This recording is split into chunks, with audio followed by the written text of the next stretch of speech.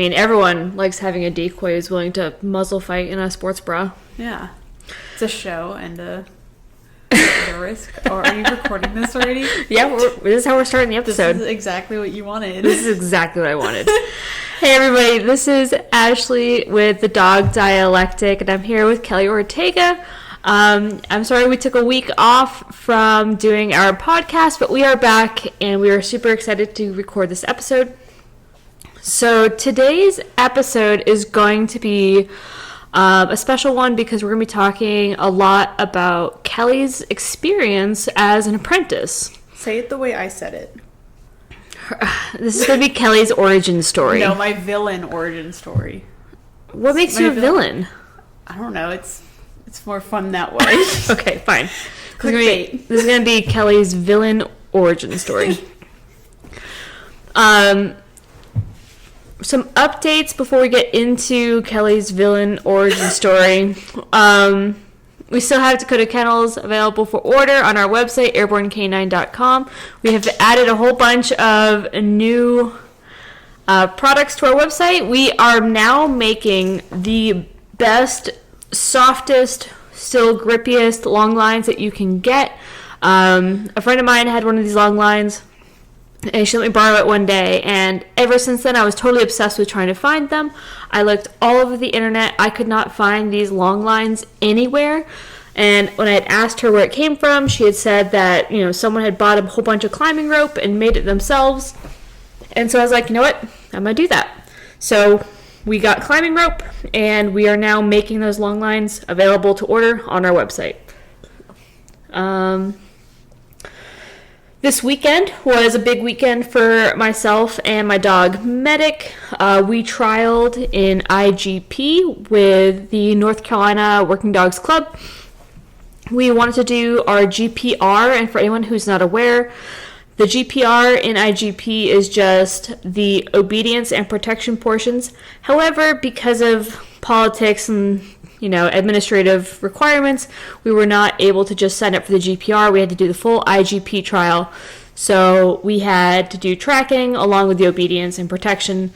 Therefore, we did not pass our tracking because we just started that like 2 weeks ago. But it was fun. It was awesome. Medic really, did a lot better than I was expecting him to, honestly, for protection. His obedience looked really nice. I was really happy with it. The judge didn't like it so much, but that's okay. He still got a passing score for his obedience and protection, so. They haven't heard about your previous weekend in Georgia. They have no knowledge of that. Oh, yeah, that's right. So the weekend before this past weekend, I went to the Dutch Shepherd Triple Crown in Jasper, Georgia. It was hosted by Vonder King Dutch Shepherds. Michelle Rivera was the one who set up the whole event. It was amazing. It was awesome. I originally wanted to go down there again, do my GPR with Medic, but due to politics, as always in the IGP world it seems, we weren't able to do our GPR, so we had to actually do our BH again because of some politics between the USCA and the AWDF, and I know I'm just throwing a lot of letters out there for anyone who doesn't know what they mean.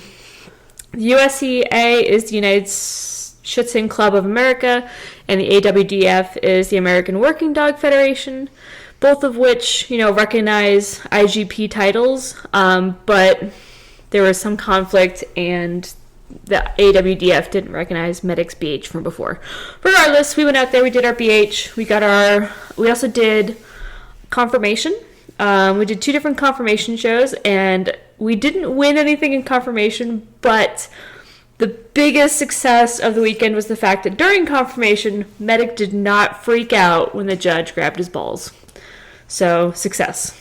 Did you get like a little trophy for that, like a little golden ball when sack? When they kicked us out of the ring, they didn't really kick us out, but they're like, yeah, you didn't win. You can go away now.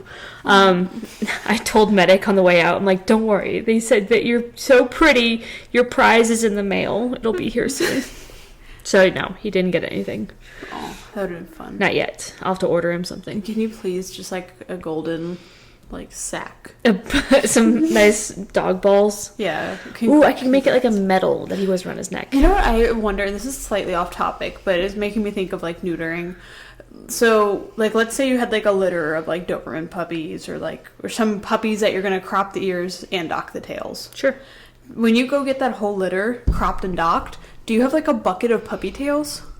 I'm pretty sure they don't give you the parts back. Well, obviously they don't give you the parts back, but like the vet, right? Like the vet's going through and just like snipping, right? Like they throw them away. Right, but they're all in a biohazard bucket. It's a bucket of puppy tails. Yes, it is. Do they move for a second after you cut them off? No, it's not. It's not like a tentacle. Wagging. That'd be really sad. Oh God, let's not talk about that. That's weird. You just brought the whole like demeanor of the episode to like the bare bottom. Like feral cats, they snip the ear. Like somewhere there's like a baggie of ear tips from cats. That's weird. If you're a vet, please let us know what you think. Please let me know if you have a little container of puppy tails. Okay. But yeah, so then the other thing we did last weekend was we did our CSAU, which is basically the temperament test for the ring sports. I think it's good for French ring and the other rings, but I could be wrong. I don't know. It was just available, so we signed up. And I didn't have to pay anything extra for it, so it was great. Which was another opportunity that someone grabbed Medic's balls and he didn't freak out. So what a good boy. He did a very good job last weekend. You know, I do hear there are 2 of them in there. There are 2. He got a report from the FCI judge saying that he does indeed have 2 testicles. Good. Can confirm. Good boy. Yeah. That's a winner. Breed him. Yeah, no. Medic is not breeding quality. We will talk about breeders in one of these episodes. We keep saying that, but not today.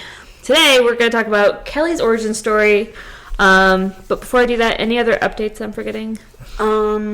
There probably will be like a little weird period as we adjust. The reason we're doing this episode is I'm moving out of Mommy's house. She's quitting. I'm just kidding. I'm not quitting. I was fired. You were not fired. I couldn't afford to fire you. I was fired for 30 seconds and then rehired immediately as soon as I gave my schedule. I can't remember, why did I fire you? I don't know. Leaving the cabinet open or something. Oh yeah, that's right. I don't know. Yeah.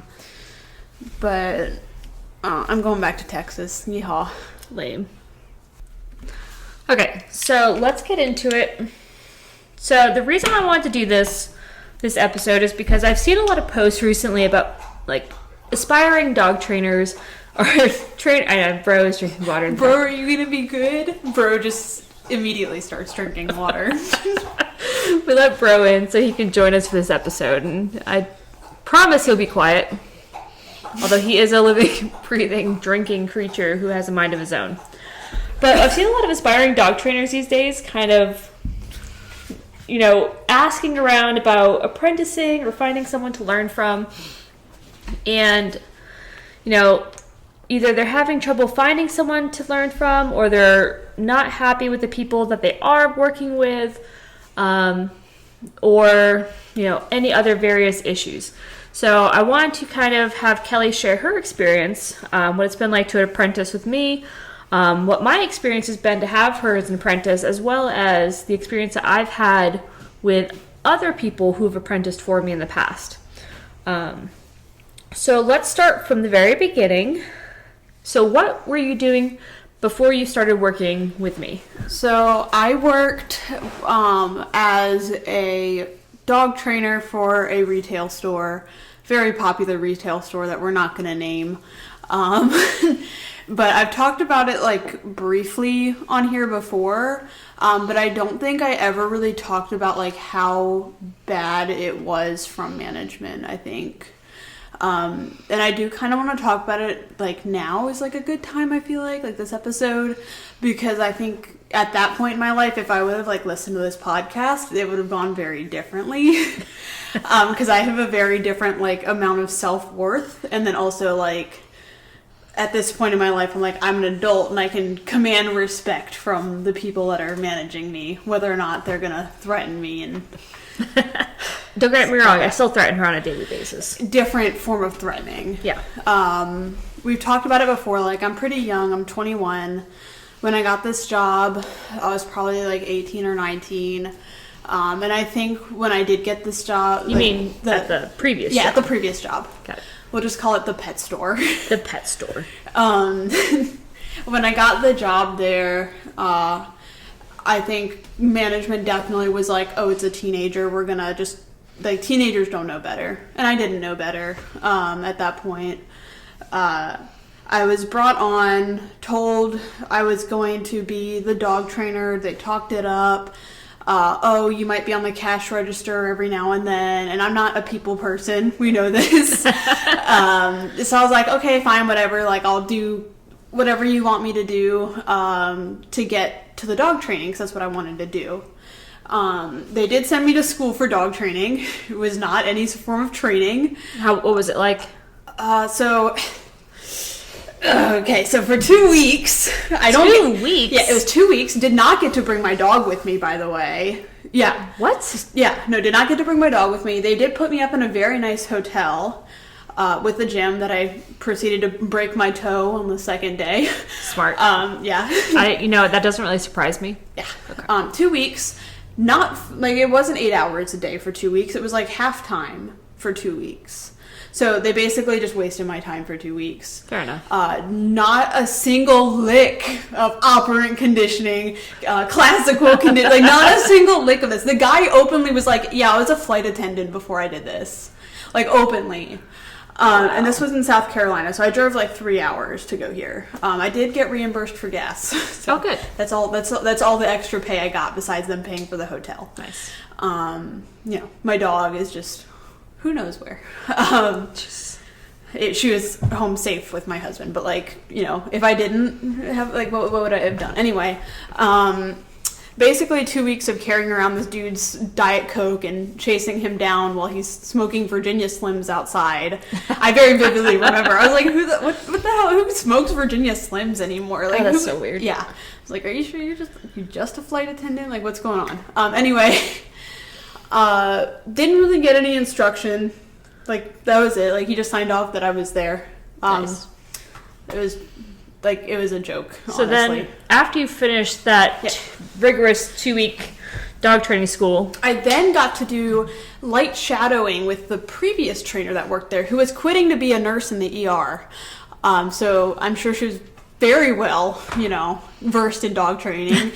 She wasn't. I didn't even know that much at that point, and some of the stuff that was happening, I was just like, oh my goodness. Wow. I remember, one of the last days she was there. By the way, she got very mad at me because I threw out her business cards when I was cleaning the room, which had... The training room there had bugs and mold. It was a hoarding mess when I went in there. It took me 2 days and a whole entire giant utility trash can. It was bad, and no one cared. That was the craziest thing is it's just a storage room. But yeah, I remember the second day or the day right before she left or whatever, she literally had a dog fight happen, which it was very clearly stated to us you do not do any sort of, it was all positive reinforcement only, no behavior mod, no anything dangerous. And apparently a client was like, I don't think my dog likes other dogs. So she went, called up a client that had a really good dog and just let the dogs together. Just let them go together. Oh, that's terrifying.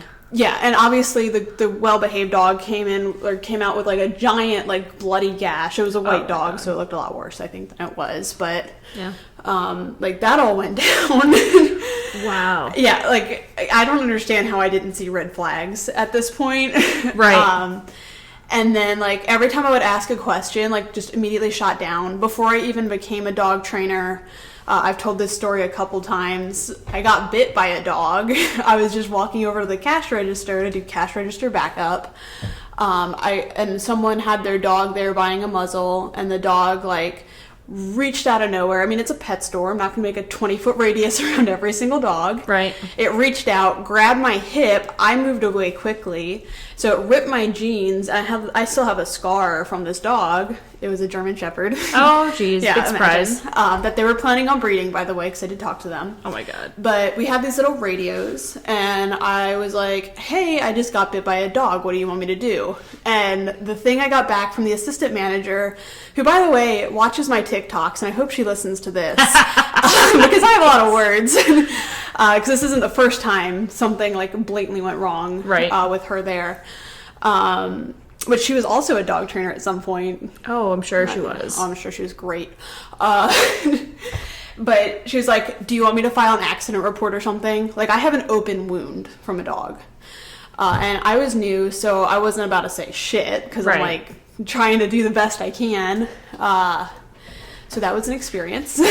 But moving on from that, you know, that I had multiple times of getting sexually harassed there. I had a man put money in my front pocket while I was on a stepladder, like, reaching for coochie, like, full, like, that's fucking like a stripper. Oh, it's so weird. That was another time I reported it to her. I was like, hey, like, I'm really uncomfortable right now. And she, like, laughed. And I was like, what the hell? And then they got mad at me because from then on I was wearing, like, double XL shirts, like the company shirts. Because I'm like, I don't want to be harassed at my job. So before you came to me, you started going to the Animal Behavior College, right? Yeah, so I was doing that online at the side because I kind of knew at this point, like, I can't stay here. Like, I'm crying like almost every day. So you started the Animal Behavior College because you already knew that you wanted to do more than what they were offering. Got it. Yeah, I got really hooked on the dog training stuff because I was really, like, at that point, I already stopped doing their training program and was, like, kind of experimenting with my own stuff. I was listening to Controlled Aggression. I was listening to the No Bad Dogs podcast, which I don't know, like, how much I recommend that one anymore, but Controlled Aggression, super great. At that point, I didn't understand a thing he was saying. That's okay. But I was just listening. I'm sure there's people who listen to this who, like, don't understand a lot of the stuff that we kind of reference too, but I mean, we all start there. That's the best part of it. But I was basically just trying to get my hands on any form of information that I could. And a big thing I was seeing was, like, I didn't know what information was right. I didn't know what information was wrong. As much as I'm not a big, huge Tom Davis fan anymore, at that point, because I didn't really know too much, he really introduced me to, like, the balanced dog training concepts. And I knew, like, listening to him, I was like, okay, this really makes sense to me. This is something I really kind of get behind. Like, I like this. I wanted to learn more. I, again, did not know what I was doing. Found Animal Behavior College, and I was like, well, I can keep my job at pet store and do that. And it was covered by my, like, there's like a military spouse scholarship thing that it worked on. Once I got, like, balls deep into Animal Behavior College, I was like, oh my goodness, this was, like, kind of a waste. But then I was, like, reading more, and they're like, you're doing a in-person internship thing. And I had met the lady that did those because I had kind of, she had kind of talked to me about it too. And I knew from, like, listening to podcasts and stuff, I was like, I call bullshit. I didn't say that to her, but, like... What do you mean? Like, you called bullshit on what? On her training methods. Yeah. Was it, like, the person that you was, like, being recommended for you to apprentice with? So it was their local apprentice person. Got it. So it was someone around this area. You know her. We've talked about her before. Gotcha, okay. Well, we can talk about names later. But I remember, like... Before the internship even started, I was super excited. I told her, like, hey, like, because I knew she had a horse, I'll come work your horse for you, because I was previously a horse kid. I'll come work your horse for you in exchange for, like, getting started on some training stuff with my dog. And if you're a horse girl or you grew up around horses, you know the demographic of, like, the middle-aged women that, like, have no business near horses, and it's absolutely terrifying. And that was the experience. The first time there when she was like, I don't use whips. I just ask him to, like, lunge. Or she was like that. I was just like, okay. All right. And oh my God. He proceeded to, like, rear and do a bunch of stuff. And I'm used to that. I was used to, like, little shithead horses. That was my job. So I just, like, worked it through and we just went on our merry way. And then, like, the more I talked to her, I just, like, kind of ghosted her after because I was like, I'm not going to get hurt for this. Yeah. And just the way, like, there was no, like, science behind a lot of the concepts I was being told. And it was a lot of, like, wait till the next episode stuff, which, like, I get you can't explain everything at once, but it's like, she was telling me, like, I only use force-free training, but I'll tell you more about, like, why I do that later. And I'm like, you should be able to explain why you do something now. Yep. I don't really like to label my training, but I like using all of my operant conditioning and all my classical conditioning to make a good, well-rounded dog that can like exist around pressure and uncomfortable situations if they need to. Sure. Like, look, I explained it. You didn't have to wait till the next podcast episode. Yeah. But yeah, after meeting her, I was like, oh, hell to the no. And fun fact, she tried to get my job at the pet store shortly after because she wasn't making enough money off her clients to actually have insurance. Yeah. Yeah, insurance as a business owner is expensive. Yeah, but like, you're really like not doing that good and you're apprenticing people. Yeah. Like, what? Yeah, I know. I mean, okay, it's expensive. It's not that expensive, but yeah. But like, I mean, like, you really don't have that many clients to the point where like, yeah, like that's crazy. Especially like for the pet store I was working at. Mm-hmm. And then I was doing my own little research to places or like dog trainers around the area. Because I saw that Animal Behavior College was like, if you find someone that's willing to take your dumb ass on, we'll pay them. We don't care, right? And I think they like paid you like nothing, didn't they? Like, I think I got like $150 to put up with my dumb ass. That's yeah. Nothing. But I was like researching all the trainers in the area. I think we all know you and I know which one came up first. It wasn't you. Yep. But it was actually between you and that place that we're both thinking of. Mm-hmm. And the more I was looking at the website, I was like, I can tell who works at Airborne Canine. I can't tell who works at other canine. And I was like, okay, well, I'll tell Animal Behavior College I'm interested with Airborne Canine. They were terrible about writing me back. It was awful. I need a lot of communication. I do text you a lot. I'm like, I need this. I know. And then they didn't message me back, so I ended up calling you and being like, hey, are you taking on internship people? And I was really surprised you answered the phone, because at this point I was like not familiar with how dog training companies ran.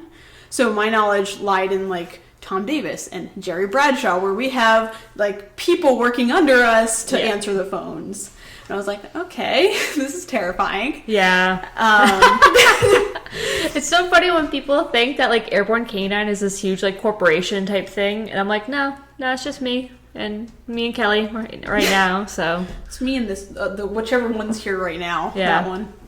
Well, we're going to talk about that too, like my experience with other people who have tried getting into dog training and realizing what it's actually all about. Yeah.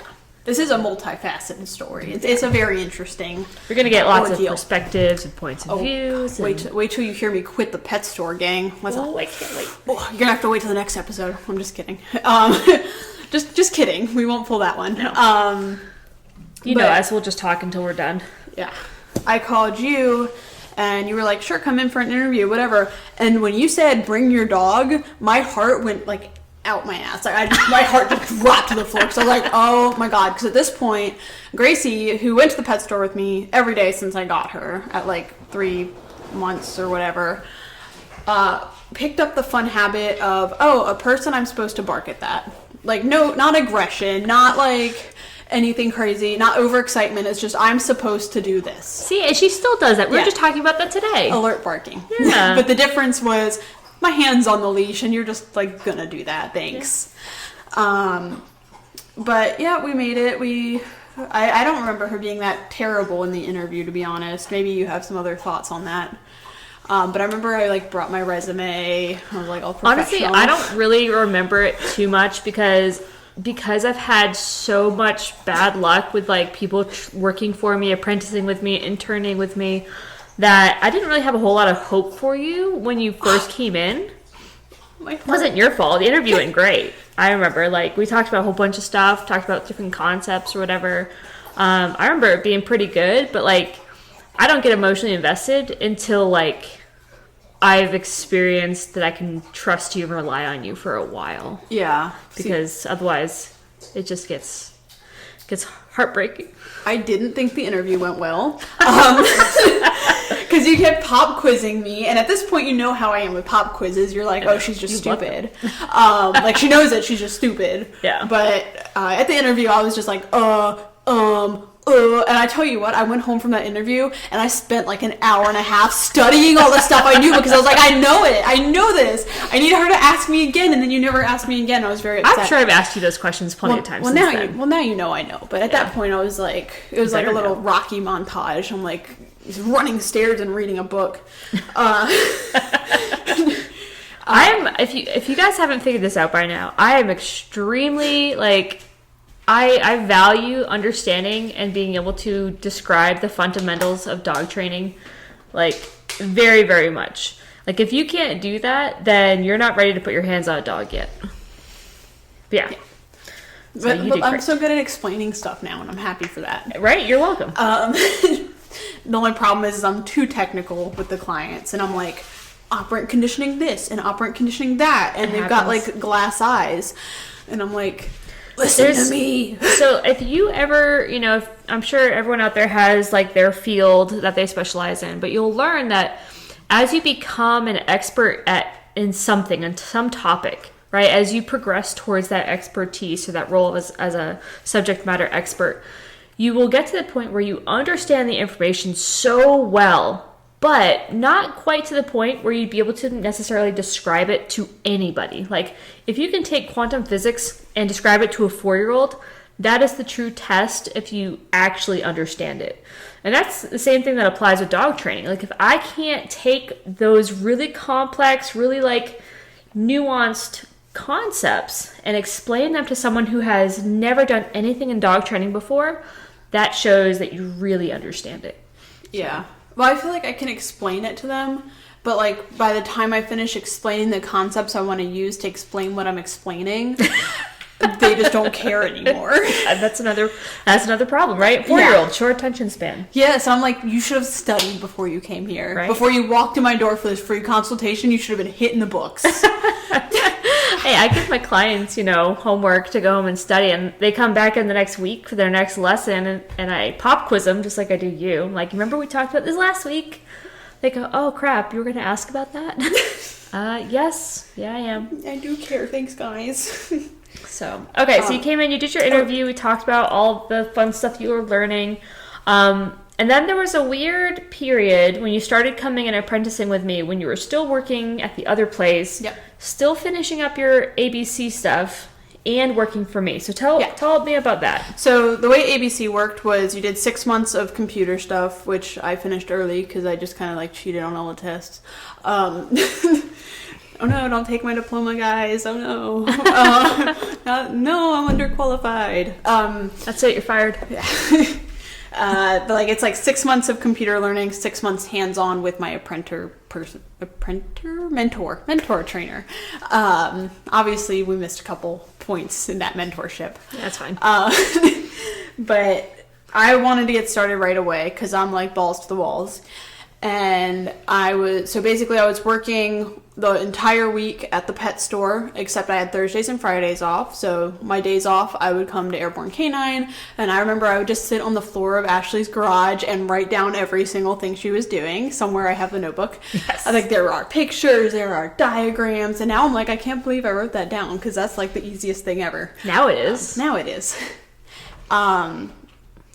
But I don't even know how I like did that like time because I was like I did not take a single day off for like a long time. Yeah, you were. And that's the thing too. Like you were dedicated from the beginning, and that was a really good sign because I know like so many people these days are like, oh, I need to take care of my mental health and I need to set these boundaries and all this other like. To me, it just sounds like excuses. Yeah. I mean, when I started my business, I was working like. For anyone who ever starts a business out there, you will work every single day for a year. Yeah. Even if, like, let's say you have a shop and your shop is closed on Saturdays or Sundays or whatever, like, you're still doing stuff for that first year or so on those days when you're maybe not even open or not even doing services. Even when COVID happened and, like, everything closed down, even though I didn't have dogs to train, I was still, like, doing my website, doing invoices, doing emails, like, all sorts of crazy stuff. And, you know, everyone kept telling me, like, you're going to burn out. You're going to burn out if you keep doing this. And I tell you what, like, most people after that first year, you kind of settle in. I went for like 2 years straight without a day off. Yeah. It was ridiculous. And so, like, you can say, like, hey, you got to do this, you know, take it easy for your mental health, have these days off, whatever boundaries you need to set. But if you really want to succeed in whatever your passion is, like, you have to kind of make those exceptions sometimes and push yourself beyond your comfort zone. And you were doing that. Like, from the very beginning, I know you were working, like, at the other store, and you were also coming to me on your days off, which really, like, set you apart from the other trainers. Because that was the thing with the other trainers that I had work for me. Like, you know, a lot of them were like, hey, I gotta have this time off. I can't work this many hours on these days. Like, no matter what else happens, I can't work on A, B, C, and D. Like, without a reason. Not like I'm going to a wedding. Just like, no, I need to have Saturdays and Sundays off because I need to go out and party with my friends. Yeah. And if I don't go out and do that, then I can't exist. You make me think of that Kim Kardashian meme. No one wants to work anymore. Just get off your ass and work. Yeah. Well, that's the thing is, like, I go out and I have my personal time that I go do stuff. Like, I went to Georgia for the weekend. I went and did my trial last weekend, but, you know, that's the way I enjoy my time off, is I go and do dog stuff. The best part is that it's a tax deduction because it helps, it's, you know, for my business, essentially. But I could have used that time to go party if I wanted to. Yeah. I just didn't want to. Because partying is stupid and dog training is fun. People are stupid. Dogs are fun. Stupid. Dogs are fun. But yeah, I was going there on my days off, which now I'm saying this. I'm having thoughts about our recent interactions with people. I don't know if we're going to talk about that or not. If we don't, that's cool. But like, I have a very bad, well, it's a good habit, but it's an extreme habit of like, I'll have a light interest in something and then I'll go like full on crazy mode into it. Like, Brendan made me go to the gym one time. I felt cool afterward, and now I go 7 days a week and sometimes twice a day. And if I don't go, I'm like worthless. I adopted a dog, Scooter. Scooter was pretty cool. Now I'm a full-time dog trainer. Yep. So now I'm fighting dogs in sports bras. Yes. If you haven't seen that video, you gotta check it out. It's awesome. Yeah. But I was driving to 30 minutes to your house on my days off. I remember I only took 1 day off from my internship because there was a hurricane, and I felt really guilty about it. I remember that. Yeah, I was like, I feel so bad. She's going to fire me. But I was super excited. But finally, we got to the point. I ended up I think like one of the... During that period... Yeah. What is it that you were learning while you were interning with me?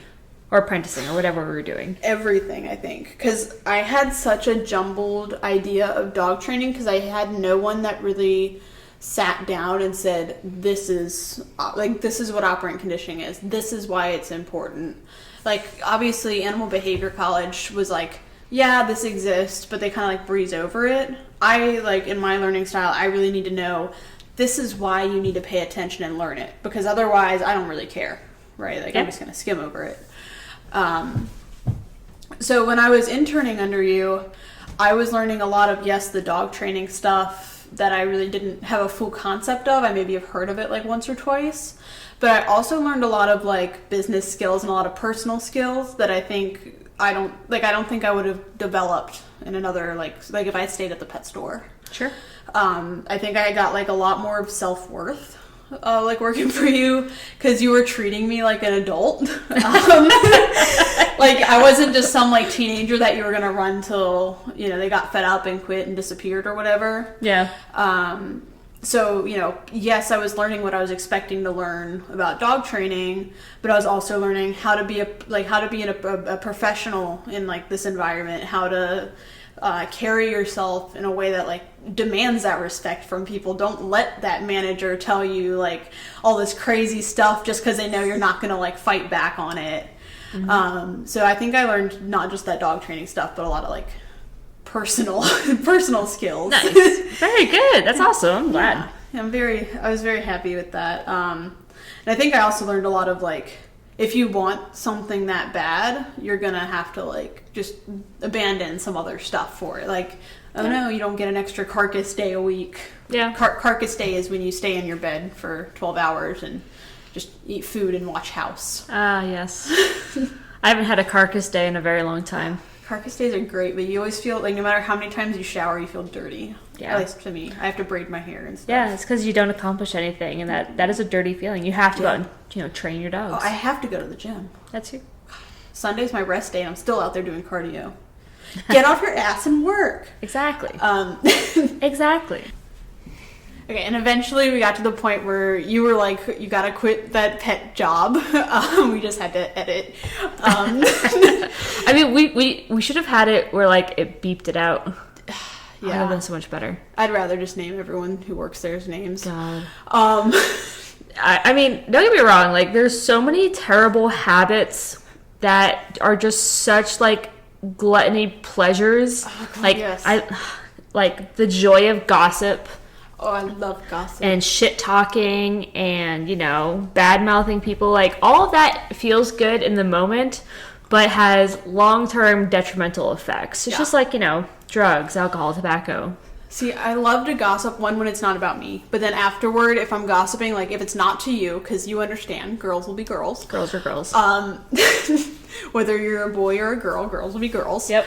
Boys gossip more than girls do. Well, the boys are the girls. Girls is, like, gender neutral at this point. It's true. But, like, after I gossip, I'm like, oh, gosh, if people heard me talking like that about that person, like, how do they, like, what do they think about me? Yeah. Like that doesn't look good on me. So then I always feel bad afterward. But anyway, we decided that it was time for me to not be upset anymore because I was coming home very angry. It was definitely having a issue with my relationship. Yeah. And then I was helping out in the fish section at this point, and I had someone screaming at me over nothing, basically. Like, I was doing my job. We're not supposed to sell certain fish to certain size tanks. And I, having fish myself, like, I care about animals. I'm a dog person, but I still care. They gave me, like, and I'm not a very, like, emotional person in public. They gave me a full-on panic attack. Like, I was, like wheezing because I had asthma pretty bad at that point. It's gotten a lot better. But I was, like, hyperventilating and just, like breaking down in the back room because this person was following me around the store, basically, like, telling me how I should, like, not be existing anymore and just, like, calling me all kinds of bad words over a fish. Oh my God. No, it was insane. And the solution to this was the manager of the store was like, we don't need her working back there anymore. If she can't handle it, she shouldn't be working back there. When I did better than any of the people that were, like, working in that portion of the store. Like, I learned their jobs in a morning because they called out. Yeah. So, I hope she listens to this too, and I know she doesn't, but I hope she does. Well, if, I was like, if I ever hire you as a dog trainer, I promise not to make you sell fish. Yeah. That was a selling point. So yeah, well, that was one thing I did, like, want to make sure when I was apprenticing with you is, like, and I was kind of amazed at the fact that you were surprised I kind of asked this of, like, are you going to stick up for me if a client decides that, like, I'm awful, which we did have happen at one point, which, for, like, no reason. That was, like, weird. Yeah, I can't remember which one that was. I remember, but I'm not going to say it. Okay. Because I remember I was, like, crying on the phone to you because I was like, I'm giving them 120%. I can't make them happy. I remember that one. I made you, like, videotape all of your... Yeah, that was the dog. Yeah, okay, I remember that one now. I made you videotape all of your training sessions, and so that way if they accused you of anything again, you could be like, I have proof. That was crazy. Like, they were upset. They thought I hurt their dog because one of the dog's ears started to stand up as, like, a puppy does. Wasn't this the one where, like, they thought you fed the dog the wrong food? Yeah, and they were blaming me, and they were, like, taking it to the vet for antidiarrheals, and the dog was stressed. Yeah. But we don't want to go too deep into that because I'll get very upset. Yeah. That one I was crying just because I like to do the very best that I can for all of my dogs and clients, and trust me, if very invested. We are so careful about what food we feed to the dogs because we don't want to deal with diarrhea. Well, and, like, that's my thing, though, is, like, when anything I do, I get very, like, and this is a bad thing as well as a good thing, I get very emotionally invested, and I very much want to do, like, absolute best. Like, I'm very, very food motivated, very, looking for that reward. Your gold star. Yeah. Yep. But I understood this client from the beginning that they were going to need some extra, like, help. So I was giving them more than I gave any of my clients at that point. And that's what was, like, really upsetting to me. It is. It's really hard because that's the way. Like, you have a client who maybe is going to be a little bit more problematic, maybe a little bit more, not as happy with the expected results that you're planning that the dog's going to have. Yeah. Like, sometimes they come in with unrealistic expectations, and, as much as we try to keep their expectations on a reasonable level, sometimes they, we get that feeling they're never going to be happy enough. Yeah. And so then we try to do more with their dog, even though they're the type of client who, like, is expecting more for doing less. Yeah. Like, they're going to be like, I expect you to train my dog so well that I don't have to do all this other stuff. Well, it wasn't even the training. They were more than happy with the training. Yeah. They were just convinced I was, like, helicoptering their dog and, like, feeding it rat poison or something. No, they weren't. They didn't say that. They implied that. No. It made me upset. Yeah. Bottom line is I was upset. And I have a lot of issues with, like, human conflict. Like, obviously I'm a dog trainer, not a human therapist. I struggle with human conflict too. Yeah. Just yesterday when that crazy lady came onto our property, God, that like, was scary. Dude, like, I was, like, having an anxiety attack as, like, I was telling her to get off my property because, like, I would have been happy to stand out there and have, like, a conversation with her, but the fact that she was, like, snooping and, like, looking in my shed and shit like that, I'm like, oh god, can we just break it down real quick? Okay. I'm sorry. We're this story I'm hoping is, like, making sense for people listening because we just looped around. Oh, we did. But Gracie's been doing really great at scent detection. She's been doing phenomenal. And I went out to go, like, previously I had already hidden my drugs for my dog to find. So we're not just working with, like, money. They're not real drugs. Yeah. They're drug scent. Yes, our narcotic scents. I went out to hide those. I was about to come in and grab Gracie. And this lady comes walking up the driveway for a second. Which my driveway is really long. And it's not like we live in a neighborhood. It's, like, between two highways. Yeah. Like, it's not like you just happen to, like, walk up to my house by accident. Yeah. And I thought I was hallucinating for a second because sometimes I see stuff. I'm mentally fine. I just have low iron. Like, mentally I'm fine. Physically I'm not.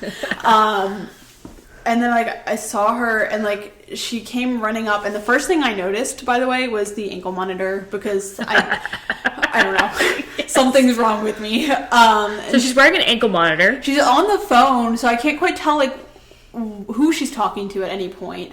She's, like, shouting at me and following me very closely, which I'm like, get the fuck away from me. Weren't you on the phone with Brendan? I was on the phone with Brendan. We were FaceTiming, and I was like, I need to call Ashley. And he, like, texted me, do I need to call 911? And she was like, I just got bit by a king cobra, but it's all good though. I chopped his head off and I brought the body. Like, I don't know what the hell she was talking about. What the fuck? Yeah, she's like, I'm all good. I was like, I didn't ask. But I, like, called you. I was like, can you come outside? Because I was in the house at the time. I didn't know what was going on. I was in the house with all the dogs. All of a sudden, my phone's ringing. Kelly's outside, and she very quietly is like, some lady is walking up your driveway. Can you come save me? Yeah. I was like, oh, shit. She was, like, following me. She was like, I saw you at a gas can. I just need some gas. My car ran out of gas. And I'm like, this is literally a PSA scenario. Yeah. Meanwhile, so, like, I had all of my dogs out except for Medic. Medic was in the kennel because he doesn't get along with Bro. So I put the rest of my dogs in their kennels, and I grabbed Medic out, and I just put a little tab collar on him. And so I bring him outside with me, just in case, because I don't know what's going on. When Kelley says, you need to save me because some weird person's in your driveway, I'm like, okay, I'm going to bring the scariest 44-pound dog I have, because at least he will bark at her. I mean, if I really wanted to scare, I'd probably bring Dante out. Mm-hmm. But I would have been totally fine to, like, talk with her. Yeah. Except, like you had said, she was like, I see you have a gas can. The gas can was up in the garage, or up in the shed, which she could not have seen from the driveway, from, like, the road. Because I didn't even see her till I hit, like, almost the driveway. Yeah, and, like, this is, like, everything is fairly spread out. And so the fact that she's, like, looking into, like, the garage was open, too. Yeah. Where the clients are, the client dogs. And I was like, okay, So I came out through the garage. I had medic with me, and I'm like, "Can I help you? Like, what's going on?" And when she started telling me, she's like, "Oh yeah, you know, I need some gas. My car ran out of gas, and I see you have a gas can." I'm like, no, I can't help you." Yeah. Like, no. The weirdest part was when I was walking in the house after Ashley walked out, and well, like she was talking to me, and I was like, "I don't live here," and then I just like walked inside. Yeah. Yeah. But yeah, I was very concerned because she was like following me, and I was like, "Do not come into the garage." This chick had like 2 teeth. Like, it was crystal purple methany. hair, like, was it purple hair? It was like blue. Yeah, like crazy, like, don't get me wrong, I have crazy colored hair too, but I at least have all my teeth. It was crystal methany. Yeah, she was sketchy as fuck. And so, like, I was already nervous because, like, she was creeping me out. She definitely creeped you out. And so I was like, yeah, I don't deal with conflict well. And I'm like, I can't help you. You have to get off my property. And she's like, well, I just needed some gas. I'm like, this is private property. You have to leave. And she's like, don't need to be so rude about it. It's like, your house. You just came onto my property and you're snooping around my shed and shit like that, and you're calling me rude? When, like, in my experience, when someone asks for gas, they have a hidden sleeve and they have a gun. Yeah. Can I get some gas? I just need... Hey! Carjacking scenario. Oh, man. We love a good carjacking. So, yeah, well, after she moseyed her way across the street to the trailers in the next, across the way, I had medic out here to help protect Kelley while she was doing scent detection with Gracie. Gracie did great. Side story. So. Anyway, it was time for me to quit my job. Yeah. This is a good episode. This is a really good episode. Every episode's a good episode, but this one's a particularly good one. It's time for me to quit my job. And again, like, I have a lot of issue with, like, conflict with other people. Like, it just makes me very uncomfortable. Whether that's, like, someone being sad or someone being mad at me, I don't want anything to do with it. I get weird when people give me gifts. I don't like it. At least in person. I'm the same way. Feel free to mail me stuff. Hey, I feel very uncomfortable when people send me gifts. If you want to prove it, go ahead and send me stuff. Yeah, go ahead and send me like $500 or send me a Demon A bite suit. I'm 5'6". I can give you my measurements as well, but I'm not going to say them on air because there's some freak listening right now and I don't want it. Hey, if they've seen your training videos, they know what your measurements are. I recently had to take down a training video that I was so proud of because I was wearing my gym clothes, which I wear every day because my job doesn't require me to wear professional clothes, except occasionally I do get censored if I'm wearing my I Love Boobies shirt. I don't let her wear an I Love Boobies shirt. And in the consults. Once they're paying, we're good. Yeah. Once don't get me wrong, like once the client has been coming for a while, like I definitely get a little more lax with what I wear, but usually for the consultation and for the first few times I see the client, I'm usually dressed like nice-ish. Yeah. Like a polo shirt and some leggings.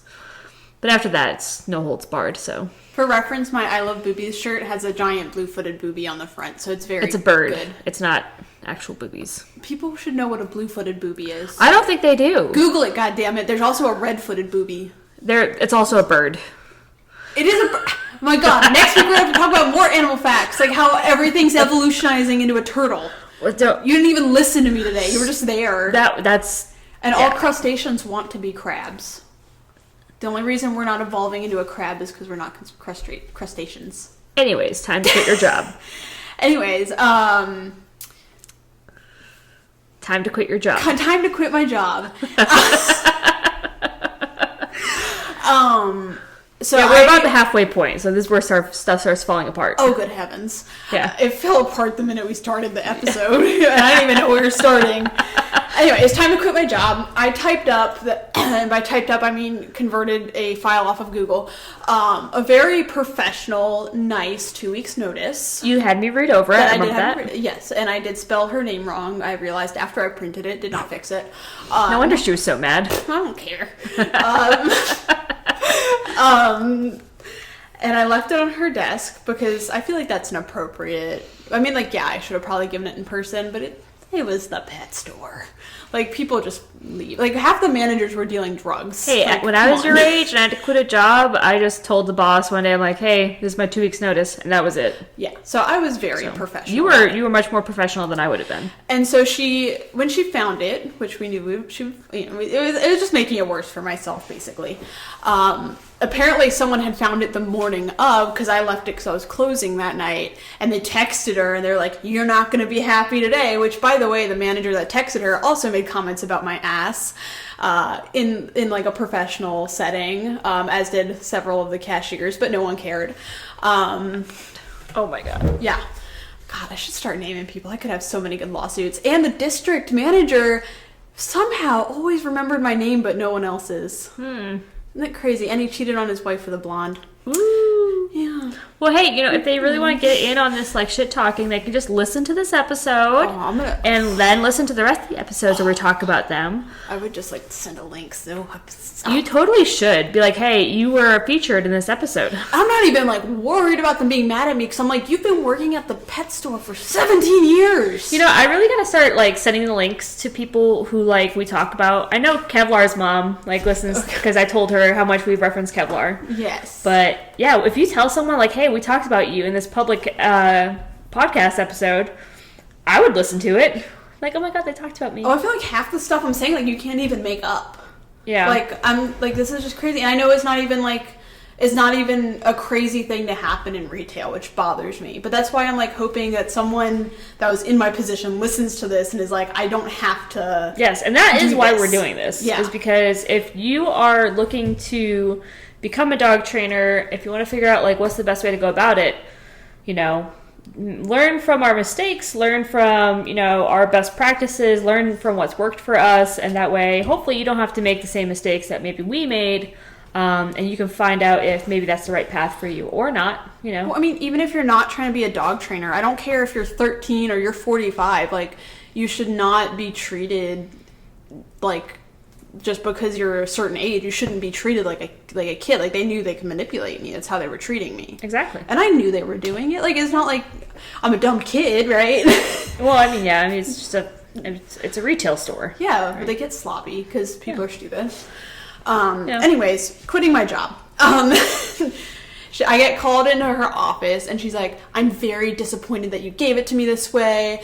And I was just saying, like, hey, I wanted to, like, I'm sorry I didn't hand it to you in person. I just didn't know how to, like, go about it. And so I watched her go through the, like, multiple stages of manipulation. So we went from scare tactics, because she's wasn't there, like, she's tried to say that there was some sort of, like, employee contract or yes, something? so the person that, the assistant manager that's caused many problems in this, she was the one that was telling me there was, like, a 2-year contract, which I never remembered signing. And I joined Reddit for this. Because I was like, where is the contract? Dude, I still don't understand Reddit. I learned Reddit for this. Yeah, I don't get it. And because I know their grooming department, if you go to their grooming school, you do owe them, like, a certain amount of time. And Reddit, like, told me, like, this is all fake. Like, they are just, like, blatantly lying to you. There was no contract. And personally, like, as an employer, like, I would never give somebody a minimum amount of time that they have to work for me, because I feel like that is a red flag about that employer. Mm-hmm. Like, if I say that you have to work for me for this amount of time, whether you like it or not, that's terrifying, because if you don't like it and you want to leave, I don't want you to stay. Yeah. Right? Now, what I do put in my employee contract is that there are certain benefits that you only get after you've worked for me for a certain amount of time. Yeah. Like, if you don't work for me for more than 6 months, you are not entitled to any letters of recommendation from myself or anyone else who works for me. Yeah. But if you do work for me for, like, longer than, I think it's, like, 5 years, you're entitled to, like, education benefits. We'll pay for you to go to, like, dog training school, seminars, certain different types of things as well. I think there's other mile markers along the way too, but yeah. Anyways, sidetrack. Yeah, there was no contract, so I just kind of called bullshit on that. Like, I got to the point where I was just like, we'll find out. Because you can't ask anyone directly in this store. I mean, like, come on. Yeah, right. I literally did every single job but manage, except for the one time that the manager took a bunch of, forget what she took. She took a bunch of pills and then was high for the entire closing shift. So I was like helping everyone get their shit together. Yes. It was very great. Very weird. It was a very weird experience. That lady's now the dog trainer there. I used to have a manager when I worked at a retail store. It was not a pet. It wasn't a dog training store. This was back when I was in high school and I worked at a record store. But she always seemed to have, like, magical, like, powdered donuts. I could never find the donuts, but she was always eating them because she always had powdered sugar on her face. How do you not wake that off? I guess you're so, like, zooming that it's just... I don't know. I don't know. It's weird. Drugs are fun. Drugs aren't fun. Drugs are weird. Drug detection is fun. If you do drugs, Gracie will find you. Yep, Gracie will find you. Not Tinky, though. Not Tinky. As long as you are in the right condition and not at a scent detection seminar, Gracie will find you. Apparently, Gracie can only do scent detection when she's not at a scent detection seminar. I want to tag Ben Lipinski every time I post a scent detection video. Like, she does do it, just not for you. I know, but he probably doesn't know me. He knows who you are. This is the whole, like, conversation we just had about, like, you presenting yourself with more self-value and shit like that. I know, I just don't want to be a freak. Well, too bad. Too late. Anyways, back to quitting my job. We called bullshit on the whole, like, contract thing. Yeah. And I was telling her, like, just... I wasn't trying to... I didn't actually name any of the bad stuff that happened to me, because I wasn't there... Like, at this point, I wasn't there to make stuff better. I was there to, like, quit cleanly and professionally and, you know, slight you offhand... learned so good. Yeah. I mean, in an offhand way, be like, you don't have what I need to, like, offer me. She went on to tell me about how she was a dog handler in the military and that she knew all the stuff and that I was going to be severely disappointed. And I'm like, I didn't say it, but I'm like, I can also drive a car, but I cannot build one. Yep. If you guys don't get that reference, I always like when we talk about with our clients whether they want to do private lessons or if they want to do like board and train, I always use the reference between building a car and driving a car. I can build you a car and teach you how to drive it, which is like our board and train program, where I teach or train the dog and then teach you how to use the skills. Or with private lessons, I teach you how to build the car so you learn it from scratch, and that way if something breaks later on, you know how to fix it. Yeah, and a lot of... I've never been a military dog handler, but my understanding of it is they kind of give you the rundown on how to handle the dog, maybe how to maintain some of the training stuff, but you didn't train the dog from puppyhood. Right. And I was kind of explaining to her, like, I'm trying to get into the PSA stuff. I want to decoy. I want to do, like, all this cool stuff, behavior mod. Like, in a nice professional way, I was like, I'm kind of beyond what we're doing here. And she went from scare tactics of, like, trying to, like, threaten me and make me cry. And I almost did cry because I have a lot of issues with, like, personal conflict. Dude, I struggle with conflict, too. Like, I don't care if I'm in the right. I'm going to cry. Dude, I remember one time when I was in the military and I was getting chewed out for something and I had done my due diligence to make sure I wasn't in the wrong when I did this thing.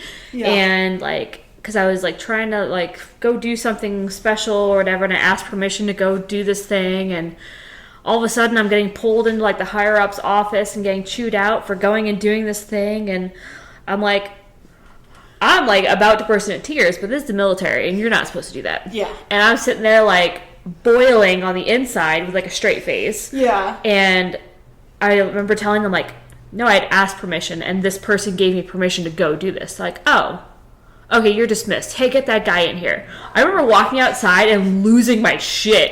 It's so hard because, like, I struggle with conflict, too, so I totally get it. See, I'm very proud of myself because I know my voice was absolutely, like, crackling. Like, you could tell I was trying not to cry, but I did not shed a fucking tear that day. But, Girl victories. Yeah, girl victories. But yeah, we went from, like, the angry evilness to offering me full-time to offering me a manager position, which I knew you couldn't do and be a dog trainer, so I called bullshit on that too, but not out loud. Like, just absolute, like, insanity. And... Which tells me that they know exactly what they were losing. Oh, they knew what they were losing. And I, like, looked at her and I was like, you know, I'm really just not interested in working for a company where I'm super replaceable like I am here, because she was making it sound like you're replaceable, you're nothing. And I was like, that's why I don't want to work here. And she was like, you'll be replaceable anywhere. And guess what? I'm still replaceable, but not that much. I don't know, man. I have not had success with any other apprentice, intern, whatever, like I've had with you over the past year. Well, like, not to toot my own horn, but I do feel like I have a pretty good work ethic, right? You like do. I want to like work until everything's done. Right. And so in a week there, I'm like getting everyone's job done because I'm running out of work to do because everyone's lazy there. And that kind of now you're here and just me. Now I'm just lazy and you do my job for me. But like, unfortunately, at a store like that, where it's like you've got your like your stocking people, you've got your like opening the pet care section, opening of the cash registers, like all of those jobs. When they see, oh, she's competent enough, and you'd be surprised about the level of competency that there is in some of these employees. I did get in trouble at one point for, not in trouble, but the one like bad mark I had on my little review sheet was that I'm impatient with some of the other employees. But these people are freaking stupid. I was like, grab me the orange box and then show up with a green one. And I'm like, are you colorblind or are you just stupid? Like, but anyways,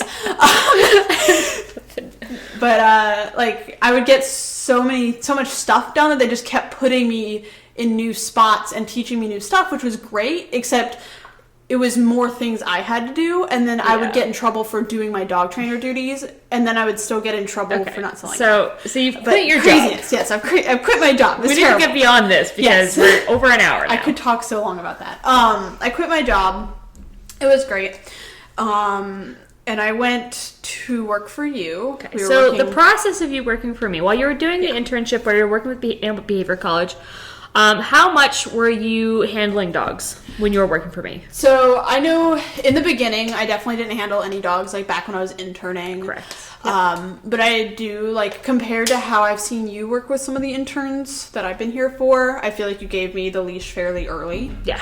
But to be fair, I kind of came from some you had dog experience. When you had the experience with horses previously, you had the experience with your previous dog training job, and then you did have the information. You already had a good fundamental understanding of the information from the ABC. Yeah. And you were studying, you were learning, you were retaining information. So that was the reason why I was confident in giving you that leash pretty quickly with client dogs. And it definitely wasn't like, here's a dog, train it. You were like giving me the leash and you were like talking me step by step through it, which really helped me, especially since you didn't just do it with one dog. You did it with a bunch, like we made sure it was a bunch of different dogs. Mm-hmm. So I didn't just learn, hey, this is how we teach sit. It was, here are several different options for all these dogs with different problems. Yep. So that was like super helpful for me. It was probably about 2 or 3 months before you would go in the house while I was handling a dog. Yeah. So every time, so the way I do my teaching process for my new trainers is at first they watch me train, then I give them opportunities to train with dogs. Usually during that period, I try to get like a volunteer dog, like a shelter dog or a dog from a rescue to work with, just because I'm very protective of the client dogs specifically, whereas the shelter dogs, if you're working with them and maybe you teach them to sit crooked or something like that, it's not a big deal. Sitting is sitting when it comes to shelter dogs, which is great. They'll just be happy if it has some type of sit. But with the client dogs, I have a very specific picture I want. And I love it because now, like, you're training these dogs and you've been doing this for a year and you're like, oh my God, this dog has a really sharp sit, has got a really clean down, really straight, all, attention healing and all this great. I'm like, yes, that's the reason why we take that process. Yeah. Good job. Bro is over here getting loved on, which is great. He's a good boy. My vicious, human aggressive dog. Who's shedding everywhere still. Well, you got him. Yeah, Husky German Shepherd. Oh my God, it sheds. Yeah, I didn't know he's part husky when I got him.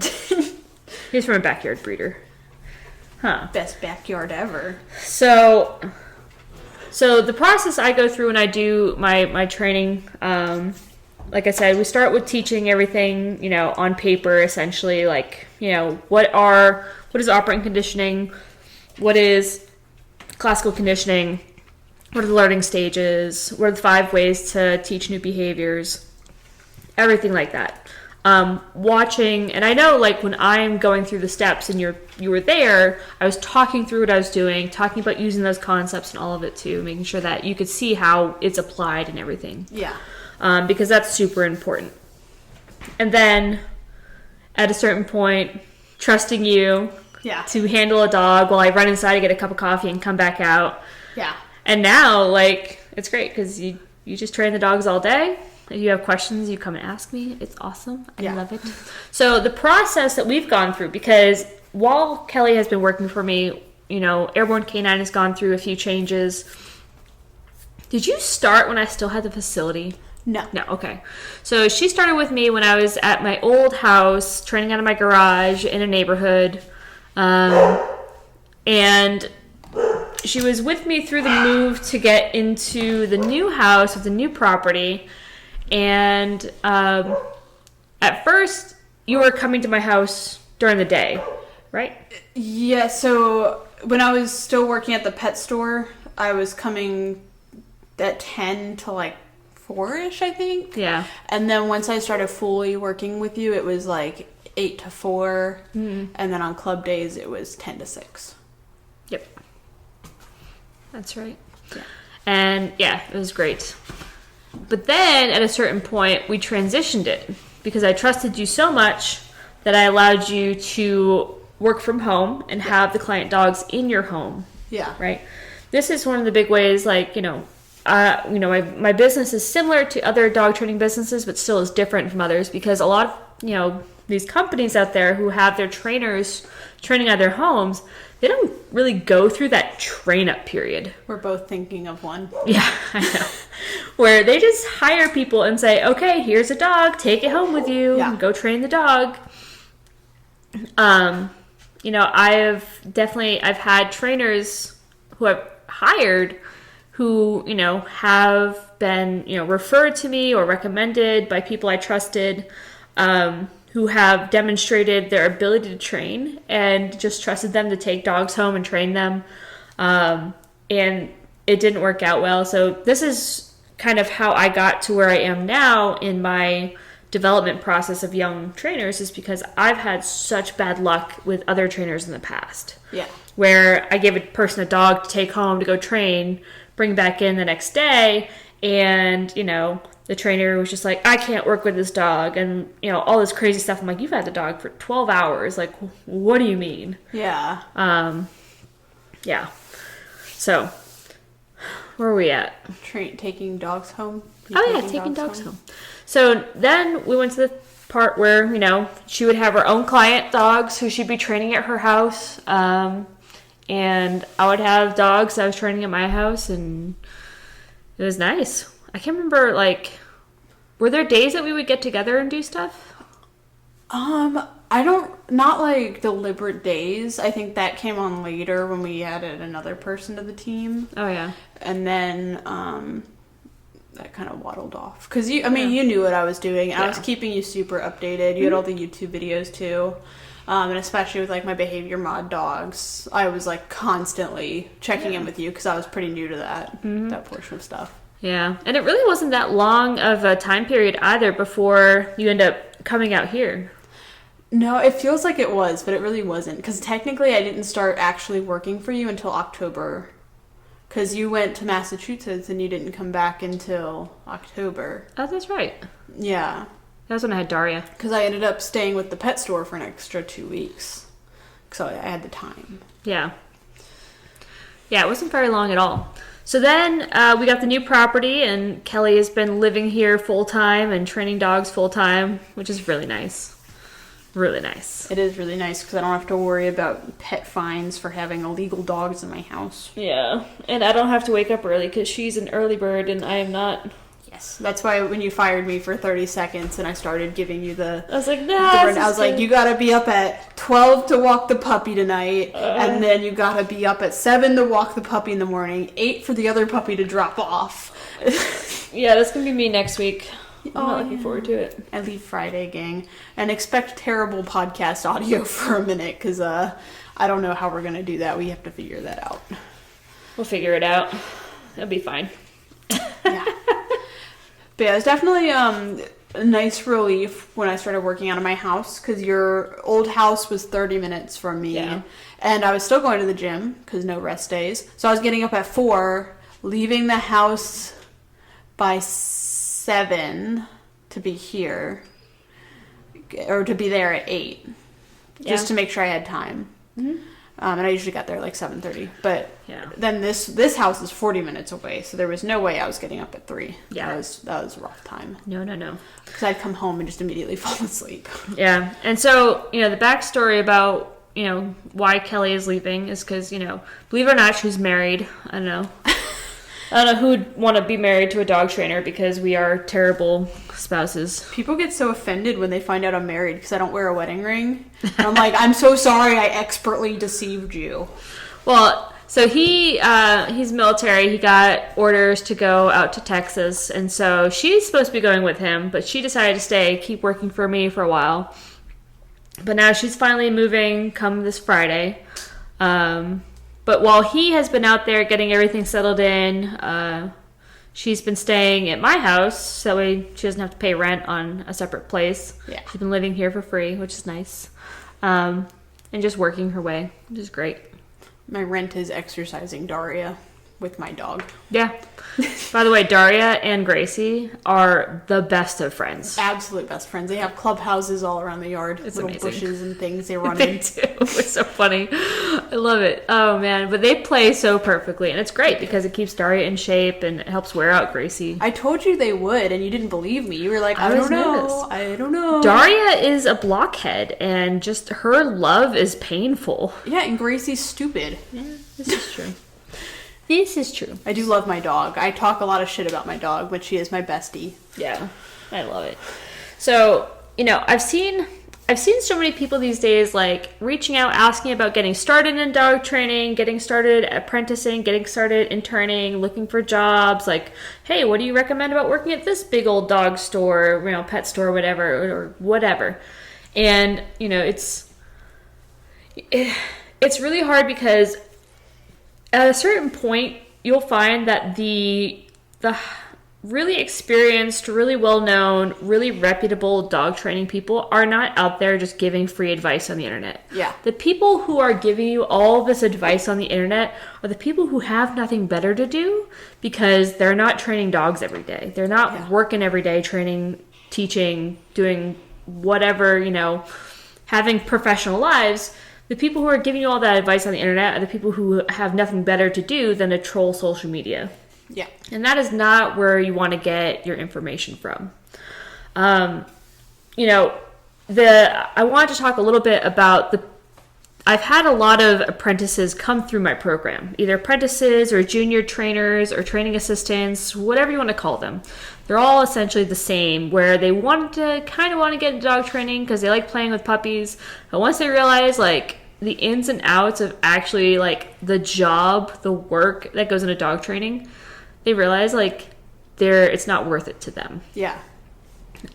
We talked about it earlier, like, people have set, it's this day and age where people are so obsessed with setting these boundaries and having their personal time and, protecting their mental health, which, on its face sounds like it's very important. Like, we want you to, protect your mental health. But the thing is, like, you have to enjoy what you do for work. Yeah. That's the best way to protect your mental health. When I feel like, because I did just talk about, like, learning to advocate for yourself at my, like, previous job. And I feel like advocating for yourself has become, like, this big distorted thing of, I deserve, like vacation time on my part-time job, or I deserve to call out whenever I want to, or, like, whatever. And it's like, how about I deserve to not be treated like crap? Yeah, right. Like, it's like people have this extreme expectation of, being the perfect job to fit their life. Yeah. And especially, I feel like in the military area we're in, it's a lot of people that are like, I need the job to rotate around this, and I need to take the 4 days off, and like this and this and that. And it's like, welcome to the real world. We don't do 4 days. Yeah, like, right? So, not that the Army's not the real world. I don't want to like offend someone, but no, it's not. That's the thing. Yeah. It's not.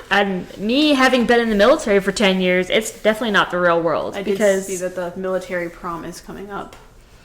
the military prom? The balls, whatever. I don't go to them. I'm too cool for that. I'm gonna go smoke with my friends in their basement.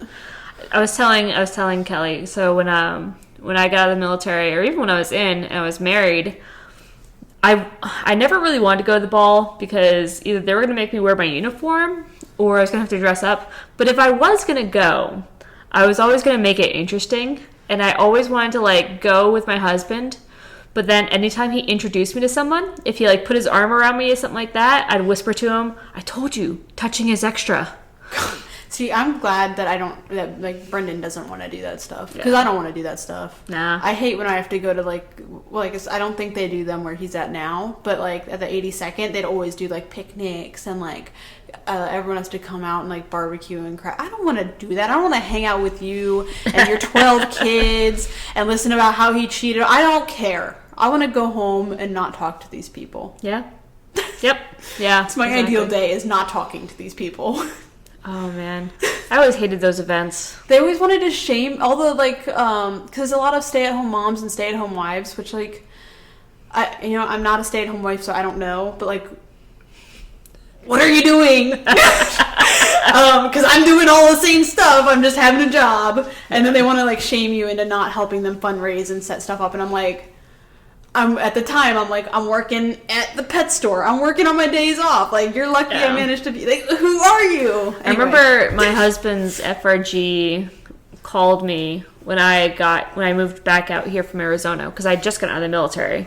And I came out and I was setting up my business and everything like that. I'm like, oh yeah, we expect everyone to help pitch in with this and do this and come to these events and do that. I'm like, listen, lady, I own a business. I am running a business. I'm getting it up off the ground. I'm working 80-hour weeks. I am not going to do any of that. Right? It's like when you were in, like, elementary school and they were expecting you to sell, like, candy bars and crap to go on a field trip. Like, you're in 5th grade. Like, and you're going to knock on a stranger's door and ask them if they want to buy, like, caramel crunch. Like, that was such a different time. Now, when I was a kid, like, that was totally normal. You just walk up to people's doors and knock on it and say, hey, I'm a kid. I'm here to sell this magazine subscription or something. My parents, as shitty as things happened in my childhood, they were smart because they said, you do not even pick up that damn box of chocolates because you are not selling it. I'm not selling it for you. You are not going on the field trip. Nice. And then I stayed back and played in the computer lab. See, I'm always so afraid, like, my parents are going to listen to this podcast because my parents are really great parents and they're very supportive of everything I do. But that means, like, I have to really censor what I say about my childhood because I'm always afraid they're going to, like, listen. And then, like, you said that we did this or that. And so I'm like, oh, damn. See, my mom hasn't talked to me in 3 years, so I can tell everyone about all the crappy stuff. And it's That's great. awesome. It's awesome. That's so lucky. So great. God. I'm so lucky my mom did drugs when I was a child. I mean, Life was fantastic. If you can't tell, you should be able to tell. Like, I mean, look at me. I get nosebleeds from walking too fast. So some of the people I've had want to come work for me. God, let me see if I can start from the beginning. We are heavily off the rails. Oh, yeah, I like know. that train in Sweden that got caught on the whale statue. Well, I'm trying to remember, like, all the employees I've had over the years. I mean, I've had some good ones for sure. I've had employees who, like, set ground rules from the beginning. One went off to go start her own business, which is it's extremely successful, it looks like. Her social media presence was always fantastic. But she had moved away to go start up her own business, and she was great. But from the very beginning, she set up her boundaries. Like, she told me she couldn't work weekends. And it wasn't because, like, I need my weekends off to go party. It's because she was trialing every weekend with her dogs. Yeah. And a lot of times she'd be traveling for that. So I'm like, okay, I needed a trainer. So I'm like, yeah, let's do this. So she came on. She worked with me. And she only ended up leaving when her husband was getting out of the military and they were moving back home, essentially back to where they're coming from. But I don't want to like necessarily say it like and like identify her necessarily. Wherever the hell they came from. Yeah, I don't really want to like call people out or anything like that. She didn't do anything bad. She was great. She was a great employee. And then I had another trainer. He was awesome. He was basically like my manager of my facility while I was the owner. You should get him on the podcast. I know who you're talking about because we're telepathic. But yeah. Well, he's like one of the only guys I've had. I've only had like 2 guys work for me, so. And I think I met him, so at that point he stays in my head. Oh my god, you did meet him. I forgot about that. Yeah. That's great. I was like, I've heard a lot about you, and then I had to backpedal and be like, it's all good, it's okay. Yeah, he was awesome. We should also get the guy that owns his own dog training business now, that you trained his dog and then he went to Tar Heel. Yeah. I don't know if we're naming names, but I mean it's not bad. Oh my god, yeah. So well, we can do a shout out to him because that way I can like tag him later. So the owner of Cross Tier Canine, I believe he moved to Minnesota, Missouri, Midwest. It's somewhere. That's a lot of states and land to cover. So we're just gonna cover all of it. He's somewhere out there. Yeah, his name's Dan. He's awesome. But oh man, the story about him. He never worked for me. But I would love to have him on the podcast. Oh gosh. So he came in. He had a dog, a Belgian Tervuren, which is by far is one of my favorite breeds. And he wanted to do some cool stuff. He was like talking about wanting to do like bite work or whatever. And so we talked about like kind of what goes into that. And I think we set up like one private lesson. We tried to do a little bit of like bite work with his dog. His dog did not have like, naturally have the grips. It was the first lessons. We weren't expecting a whole lot. We talked about how to kind of develop grips and develop drive and play and stuff like that. We talked a little bit about like how we would use like maybe some search and rescue stuff. We'd like tried a little bit. Like this is all just one lesson. I think he does search and rescue now with the dog. He does? Yeah. Well, that's what we're getting to. Is the fact that like after that one lesson, he disappeared off the face of the earth. I never heard from him again until like months, maybe like a year later almost. And he calls me out of the blue to let me know that he had signed up and went to Tar Heel school for 6 months. He did their program and he was about to graduate and he wanted to call and let me know. And he was telling me about what he was doing with his dog these days and whatever. And then I told him he should come out to the PSA club I was in, and so he totally did. He came out, he worked my dogs. It was awesome. And then I think since he got out of the military now, he started up his own dog training business. He's great. But no, he never worked for me, unfortunately. Well, he's a super cool dude. Super cool. I would love to have him on the podcast. I met him like once at a trial, and I was like, you're cool. Yep. We're friends now. Yeah. Awesome dude.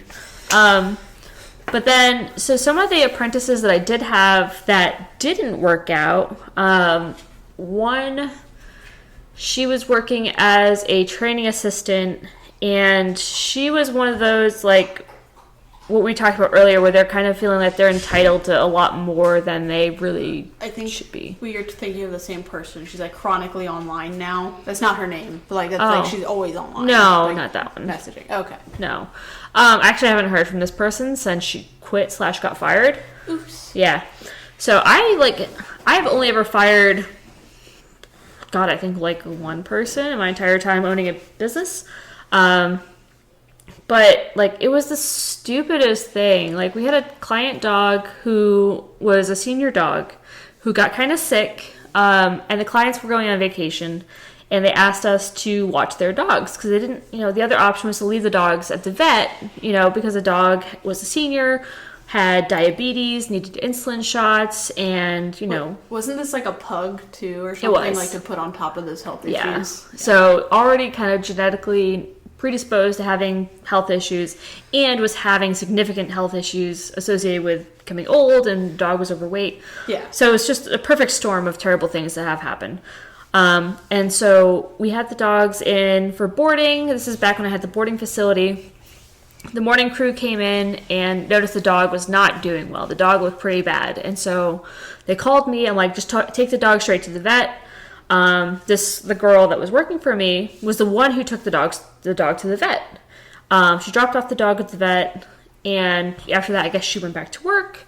She ended up leaving early that day. I don't know. I think she was like kind of upset or whatever. And then like the next day she came in, and I remember like she was supposed to be training dogs that day, and it was just me and her. It was like a weekend, I think. And I was like, hey, let's have a seat, let's talk, because some people were complaining that she was being really like rude and condescending to other people on the staff, which is a no-go for me. Like that, I won't tolerate that. Yeah. Like she was like, her title was the lead assistant trainer, meaning she was in charge of the assistant trainers, but she wasn't a full-time trainer yet. Yeah. But I was giving her the opportunity to train dogs so that way, she could get some experience, but it was fully supervised by me because I wasn't trusting her to do it by herself yet.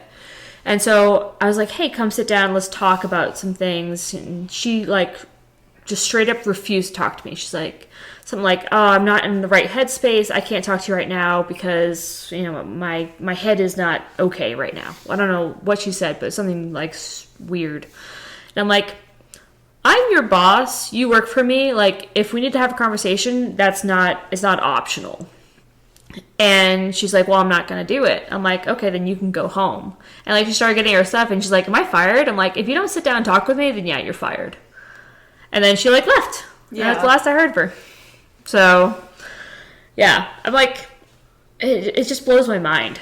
And I feel like, I don't want to I don't feel like we're big enough to get canceled, but like, in my personal opinion, and I could be wrong, I'm always open to being wrong, but like, if, I get like the whole mental health stuff now, but if you aren't well enough to hold a job, like there's either you can hold a job or you can't hold a job. I feel like nowadays there's a lot of like, oh, I just don't, like, I'm just down today. Like, you know how many times I've like sobbed or like I've been in a fight or like, have chronic nosebleeds or can't stop vomiting. Oh god, there was one day I could not like stop. My nose would not stop bleeding. I was like, I like the only thing I called out of was going to club because I was like, I feel like I'm about to die. Yeah. And I feel like blood loss, that is like a good excuse. Dude, when I was in the military, there were no like sick days. Yeah. Like, I remember being in excruciating pain, like curled up under my desk during my lunch break because that was the only time I wasn't expected to be a functioning human being. Yeah. And I could let myself just be in excruciating Carcass pain. mode. What? Carcass mode. Carcass mode. Except for like an hour and a half. That's like rigor mortis mode. Yeah, it was not carcassing. It was writhing in pain. But then once lunch break was over, I had to go back to being a normal, happy-go-lucky, fun-loving member of society, regardless of the amount of pain I was like, physically in. That's the point of a job. Yes, I would rather be like a feral animal running around naked in the woods and eating berries, but I am here and I am doing my job. Yes. And even if like I don't think I've ever had a dog get like seriously sick or injured or anything, like knock on wood. Gotta reach some wood. But like for example, the dog I was talking about that I was really upset that their parents weren't satisfied doesn't mean like I was so upset I didn't go to work after. Like I was still training dogs. I may have like shed a couple tears while I did it. But if there was a client there, I wouldn't have. Oh god, right? Yeah. Like I've been super sick and trained dogs. I've had like sinus, like if you're either mentally well enough to hold a job or you're not. Like grow up. And the thing is with training dogs too, like we were talking about before, when you got to the point where you had dogs that were living with you, like those dogs were your responsibility 24/7. Well, even like I think it was like last week, I just could not stop throwing up all night. Like I wasn't sick, I didn't eat anything bad. I ate the same an egg white omelet every single day because I love omelets. Like everything was normal. I just couldn't stop throwing up, and I was still training dogs. Yeah, you could see on the Ring camera I was drooling over the trash can, but I was still training dogs. Yeah. I didn't ask her to do that. I didn't force her to do it. I was not asked to do that. I just have high standards of vomiting. Like, I have gotten to the point where maybe, like, I had dogs in my care and I was so sick that I physically couldn't, like, train with them. But I was still responsible for making sure they went out and go potty, that they got fed, that they got water, that they were clean. And let's say, like, I've had days where I've had migraines to the point where, like, I just cannot function. Like, I would still get the dogs out, take care of them so they were happy, healthy, and well taken care of. And then I'd probably make up my training, like, in the evening once I was feeling better. What time are we at? Do you want to make this a two-parter? No. No? Well, I mean, what else would we talk about? I was going to talk about a couple of the other horrible apprentices I've had work for me. I was just thinking about recording ahead so that we have, like, cushion. Yeah, we can record another episode. I was probably gonna do my next episode as a solo act. You're the one who wants to leave. They come for me. You hold the knowledge, I hold the entertainment. Yeah, this is true. She is the entertaining one. Well, the next episode might just be really boring then. Deal with it.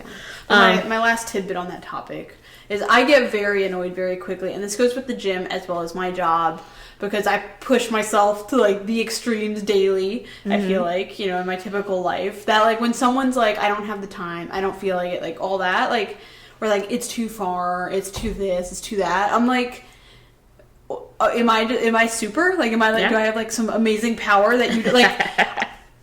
Get up earlier, like do this, like just make it work. I know. I know. I feel a little attacked right now. Well, no, I'm not talking about you, but like I'm talking about like the people that are like, oh, I physically could not go to the gym, I'm just too busy. And I'm like, I know you're sitting on the toilet at least 10 minutes 4 times a day, like you're not doing anything, you're just playing on your phone. Yeah. If you wiped your ass and got out of there, you'd have 40 extra minutes to go lift up a heavy circle or go train your dog. Go train your dog. Right? Like, yeah. Go do something. See, I'll like say, oh, I should go to the gym, but I don't want to. She says, you need to schedule it for me to want to go. And I go to the gym early, so I wait for her to get up. And I'm like, we were going to go to the gym today. I remember that day too, because no, I remember what happened. Like, that was one of those nights. It was just a random fucking night where I literally did not sleep. Oh. I was still awake. You were just so excited to go to the gym with me. I think that's what it was.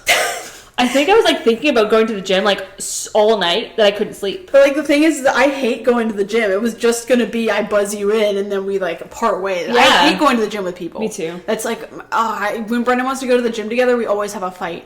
Because I'm like, you don't tell me what the hell to work out. You don't tell me what to do. Like, I don't care. No. Don't tell me a word about my form. Yeah. So, I had another trainer I'd hired because they had experience. They had gone to dog training school. Or so I had thought. And I was like, oh, this is going to be great. This person is going to be a fantastic dog trainer. And so I hired them. And I remember the first time I assigned them a dog and their very first session with the dog, I was like, I handed them the dog, the leash and the treats and whatever. And within the first 10 seconds, I'm like, oh, I fucked up. Was this the one that I thought they were doing, like, the Monks of New Skeet style training, and you were like, it wasn't even that purposeful?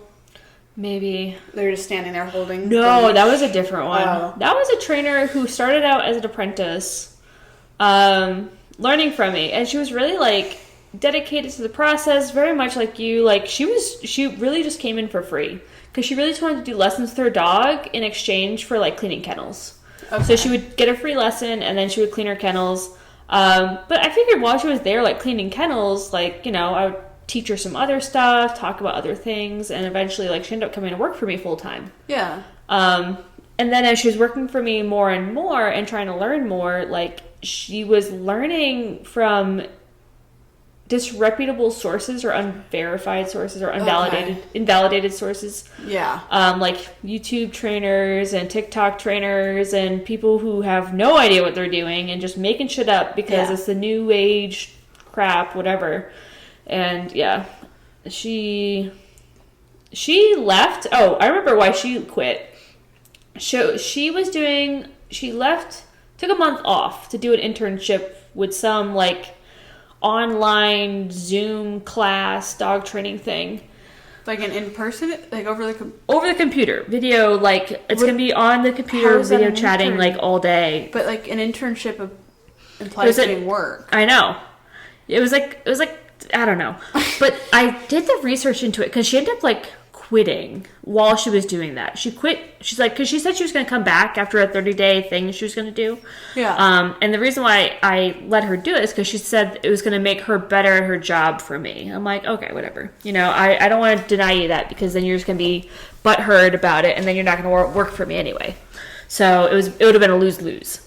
So I was like, okay, fine, go do it. Tell me about it. I want to see what information they provide you. If it's going to be worth it, maybe I can send my other trainers to it. Yeah. Right? Halfway into it, she tells me she's not coming back after it's done. I'm like, okay, that's fine. Because it turned out to be a pyramid scheme. Oops. Yeah.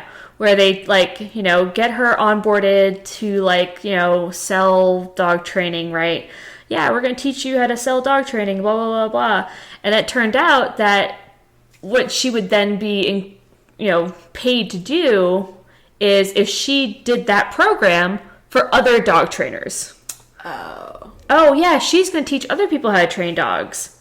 And then she's going to teach them how to teach other people how to train dogs. Right? And because I researched it after she quit to go start her new venture, right? It's like when you get into one of those pyramid schemes and next thing you know, she's not doing dog training anymore. She's doing the pyramid scheme. I'm pretty sure she's probably pretty embarrassed about the fact that she got suckered in. She's out there selling Herbalife. Yeah. So, yeah. Oh, but no, the one before, the other one I was talking about, she worked for me a short amount of time, and, it sucked because I thought that she knew what she was doing, but then I realized pretty quickly that she really didn't, and it took a very, very subtle art for me to teach her what I wanted her to know without letting her know that I knew that she didn't know what she was doing. Yeah, you gotta fan the ego. Yeah, and so there was one day, and this is legit why she quit. There was one day she was teaching a private lesson to a client on how to teach recall, and it went terribly. How recall is so easy. I know. And that's probably why I was I didn't say the words correctly when I said, so have you had experience teaching clients recall in the past? I asked her that afterwards.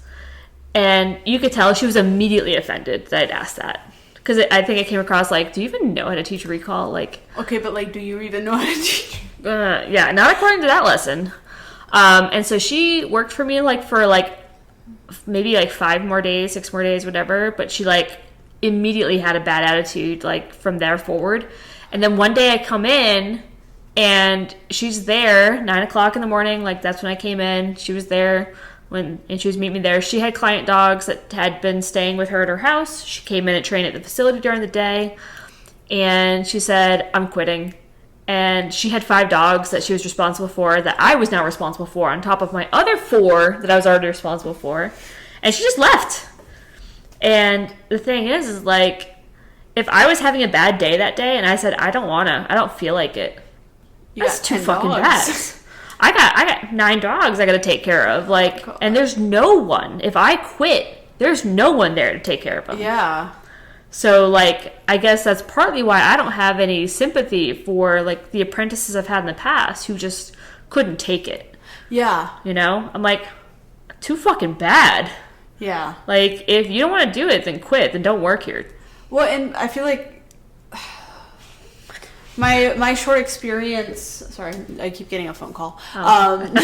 My short experience of owning my own pet apprentice. I probably shouldn't say it like that. But taking care of an apprentice is I feel there's a lot of expectation there's a lot expected from me, but I'm not you're not paying me. I'm not gaining anything from having you. Mm-hmm. I'm losing from having you. It's an investment. Right, but it's supposed to be an investment, but it's not investoring. Right. So Kelley briefly had an apprentice that was essentially working for her. Who, by the way, I got the apprenticeship for. Yeah. I want to add. Because you did this yourself. That's what burns me. Is I stuck my neck out to get this. Yeah. Because before I was living here. And so what she's talking about is the fact that I remember the first day, because I had the apprentice coming in working with me directly first, just to make sure we set some good foundations before I kind of handed it off. And I wanted Kelley to have the experience of training because when she goes off to Texas, I will not be having an apprentice. You'll probably want to have someone working with you at some point. Gracie. You train Gracie how to train dogs. But it's a completely different state of mind when you have to train someone how to do your job to the same standard that you want it done. Yeah. And trusting them and giving them getting them to the point where you can trust them. And that's why I took such a long time to get you where I wanted you to be. Yeah. Well, it's not really that was bothering me. I'm trying to take the gentle parenting approach. Yeah. I'm not trying to be overly mean. But I think I understand that, with an apprentice, you're not going to be giving the dog any new skill. You're just going to maybe strengthen, what skills they have. And, I understand that. And it kind of, it sucks. It's, 1 day a week. Also, I don't like people, but like, I can make do. I can put the smile on my face and not call out sick for feeling upset. Yeah. Believe it or not, it's a crazy skill. What? It was like just not texting me that they were coming. They would just ghost and then just show up while I was at the gym. And I'm very serious about my gym ventures, so I'd have to go back and finish my gym stuff, which is annoying. Plus, like, even though you understood what was happening, I still felt like it was bad looking on me that my apprentice was here and I wasn't. Yeah. Right? Like, that's just not great. No, I totally get it. I would have felt the same way if I were in your shoes. Yeah, like, it's uncomfortable. And then it's like, I keep getting the same questions asked to me, and I keep getting about personal dogs, and I'm like, well, you're doing this, and it's not helping. And they would still go do it and act like I didn't see it all over social media. That sounds really familiar, Kelley. Are you talking about me? Yeah. I'm just kidding. But like my stuff, I'm like doing it at like. Yeah, you're doing advanced stuff. It's not the level of. I know. I want to say stupid, but it's not the level of unknowingness. I know. And on top of that, like they had their own personal clients, not for training, but there was very unsafe. Oh yeah. Situations going on with their own personal like boarding stuff that was not Airborne Canine affiliated. Yeah. I'm gonna say that again, not affiliated with us. Mm-hmm. That I was just like, I don't want. But the whole like. It's important for you to start to kind of understand like what it's like to be in that situation, right? Yeah. But it's not that it's, a waste or anything like that. Because what it is, it's a gamble. Yeah. And that's why, I want to talk about, like, I've had so many bad experiences with bringing up new trainers, young trainers, apprentices, interns, that it really was a waste. Yeah. Right. Well, for me, it's if it was Joe Schmo off the street that was like, I want to be a dog trainer when I grow up, whatever, like, that's one thing. It's the fact that I had a relationship with this person previously at the pet store. They were a client of mine. They were like super like into the training. They were like, I want to be a dog trainer. I want this. I want this. From a personal like relationship, like they were coming over to my house for parties, like we did Christmas together, like it was like a personal relationship. And then I stick my neck out to get them internship. That's just like, that's what burns a little bit more. And then for it to end the way it ended, and I haven't heard anything. And I'm like, you know what? Well, put me down as a reference. I dare you. Man, that's so funny. Another apprentice I had who, when they left, like, that was a whole shit show. Like, they didn't leave on particularly bad terms, but they were like on the verge of getting let go, let's say. Yeah. And they just said that they're not coming back. I'm like, that's fine. Yeah. But they asked if they could put me down as a reference. I'm like, you make that decision if you want to put me down. If you think that you made a good impression working for me, then you should put me down as a reference. Yeah.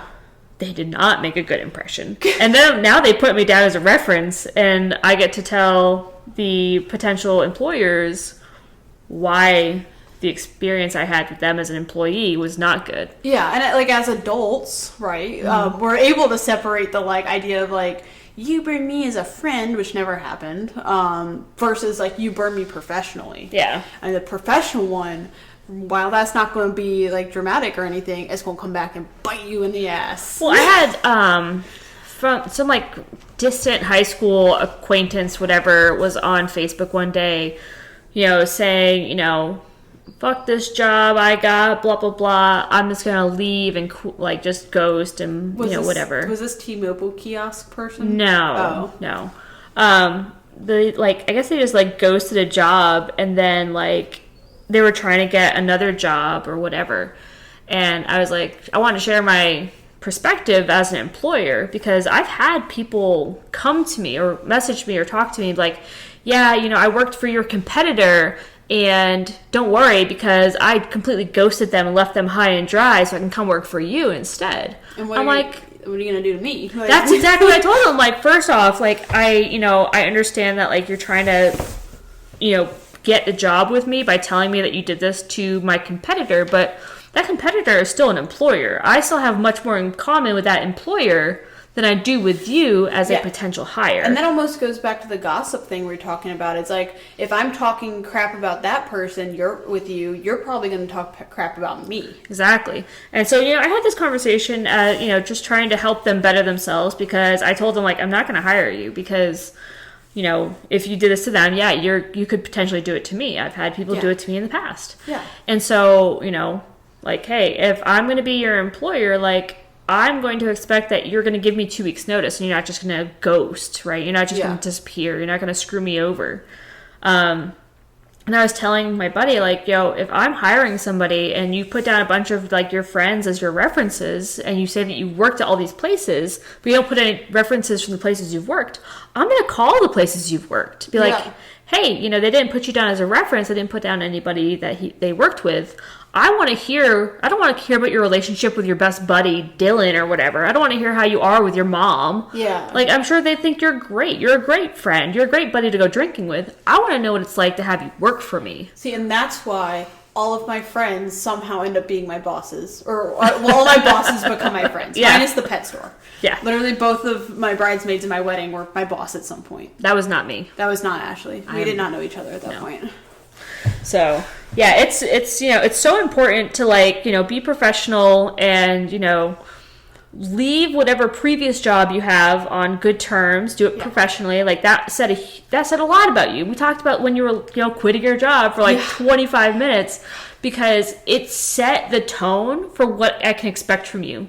Yeah. And even now, like, you're getting ready to move to Texas. We've known about this for months. I gave you more than a 2-week notice. I gave you like a 6-month notice. Yeah, we've known about this for a very long time. Now, I still tell her every day that she's not actually moving. And I reply with a countdown as to how many days she has left with me to keep things real. So, but, like, it has been an absolute dream to have someone that I know is going to be here every day. And even when I come home and her car is not in the driveway, she tells me I went to the gym just so I don't think that she just disappeared. Yeah. Like, because she knows I have massive PTSD with people just up and ghosting me because people do that these days. Like, it's totally okay. Yeah. Which is crazy to me. Like, I guess I like just have such like a work ethic like built into my body that I'm just like, how are you sleeping? Because, people don't think about the second and third order effects. Like I said, like, if this person ghosts me and, like, the girl who got fired, she tried to apply for unemployment.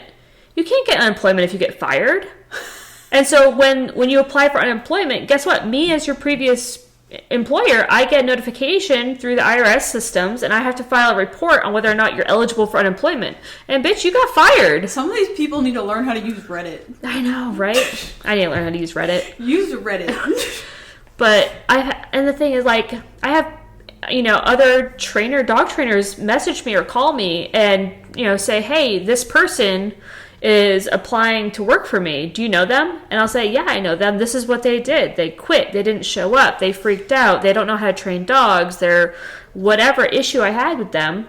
The dog training community is so small. Yeah. That, like, hell, I just hooked you up with a, PSA club.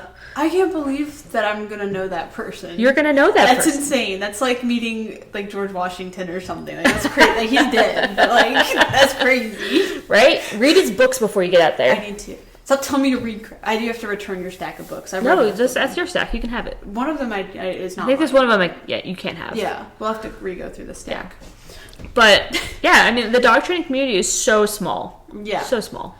That, if you say, hey, there's this dog trainer, do you know them? Probably. Or at least I know someone who will. Yeah. Right? And that's why, like, I make sure when we're at trials for vending events, we're at trials to be at trials, like, and I had this experience at the PSA trial that we were all hanging out with. It was actually where I met Dan. Mm-hmm. Did we say his name right? Yeah, we did. Oh, okay, good. Yeah, the owner of Costier. I got scared. Like, it's actually where I met him, but, like, I make sure, yes, I'm there to enjoy myself and enjoy watching the dogs, but I'm not going to sit there and I'm not going to drink a beer in front of everyone, even though they probably wouldn't care. But, like, I'm not going to, like, go, well, I do cuss a lot, but I'm not going to, like, go, F this person or F that. Like, I'm going to conduct myself. It doesn't have to be incredibly professional, but I do know I'm, like, making... And I'm meeting people, right? Yeah. And I'm making, like, I'm showing them who I am. There's a word I can't think of. It's so funny when, like, it's, like, I had this experience recently where I met somebody who I thought in the professional context of, like, doing the work with the dogs, they did an excellent job at what they were, they were a trial helper. They were a fantastic trial helper. Oh, yeah. Yeah, right? And, if you ever go to a trial where you have a dog doing protection, always thank your helpers, thank your decoys, because if they're able to catch your dog safely, that's a huge, it's good.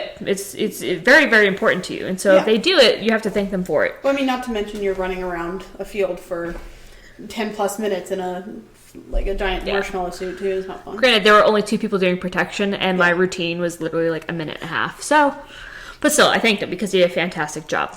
Well, I posted a whole bunch of pictures of him working with my dogs, only to find out later on that evening that there's a whole bunch of tea going on about him in a personal sense. Yeah. And it's it's such a small world. Everybody knows everybody. It's crazy. When I know the trial I was talking about, and when I'm in a public setting where I don't really know everyone, I know on here I'm a chatterbox because I know everybody on here. Yeah, we're all friends. We're all friends. We're the girls. But I kind of shut up and listen a lot. I think when I'm in a new situation. Yeah. And I very much noticed the different tones of when different people would sit down in our little vending tent. Yes. And I kind of sat there and I was like, that's what I don't want to be.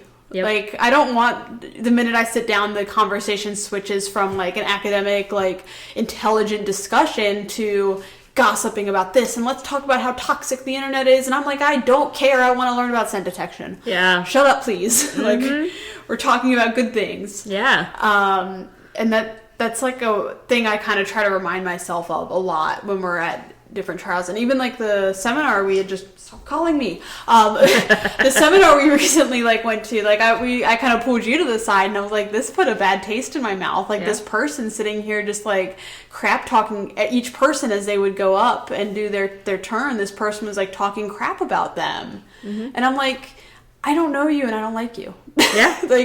I would never consult with you because I don't like the way you handle yourself in a professional setting. Yep. Yeah, it's amazing how small the world is of dog training and how important it is to, maintain professionalism. I mean, you don't always have to be in a button down and slacks and, using proper grammar, dotting your T's and crossing your I's. I'm still cussing and calling my dog a dumbass. Yeah. Don't worry. Yeah. But just being a good person. I was super surprised the first time I went to Tar Heels Club, Jerry Bradshaw, Jerry freaking Bradshaw. Jerry freaking Bradshaw. Jer Bear. I know he doesn't listen to our podcast, you know that. But I hope someone does. I'm going to tag him in this and tell him to listen, let him know that we feature him at 1 hour and 50 minutes in. I'll hyperventilate and kill myself. The first time I went to this club, and if you don't know who Jerry Bradshaw is, Google it. He's a very important person in the dog community. He came up and he introduced himself. You don't need to, but thanks. And shook my hand and took the time to meet me. And I was just visiting his club. That's the level I was of professionalism. so upset at that moment because he was asking, who are you? Why are you here? What do you want to do? And I told him I was going to steal all the drugs I used to train the dogs. No, you didn't say anything. I'm that. You're I'm just here with Ashley. Because I don't want to tell him that I decoy and then I do something wrong because I don't know what I'm doing. I know what I'm doing, but I still need direction. I'm not a trained decoy. You don't have to say you know what you're doing. I think it's important to express the passion that you have for it because you do. Yeah. And it's that passion that's going to open the door for you. Yeah. The fact that you enjoy it so much that you're dedicated to improving on that skill. And you do have all the background knowledge, the fundamentals that you need. The thing, I know we're getting on a side tangent and we're way too long into this. The whole episode's just side paths. I know. But I have been to seminars, I've been to schools, I've been to reading books, I've been watching YouTube videos and following all the different trainers out there from Jerry Bradshaw to my senior trainer from Starmark, Will Garita, who you're going to go visit, hopefully be in his club and decoy for him and his dogs.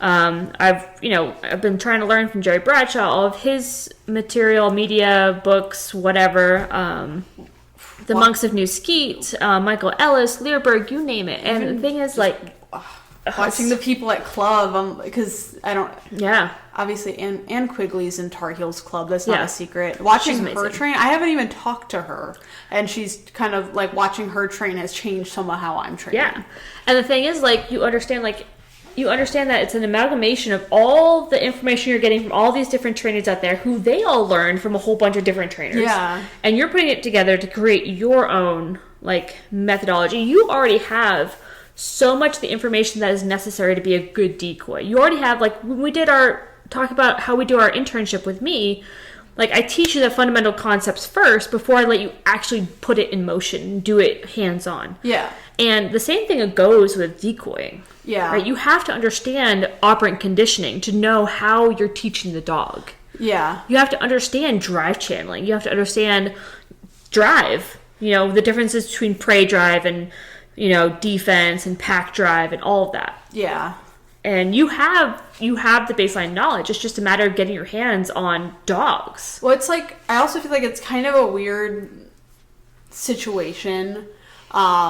Not that there's like not a whole, I mean, there's not a crazy amount of female decoys. True. Right. Like, I mean, it's a lot, a man can kind of like muscle power a dog. As much as I work out, I'm never going to be as strong as these guys. Like, let's be honest.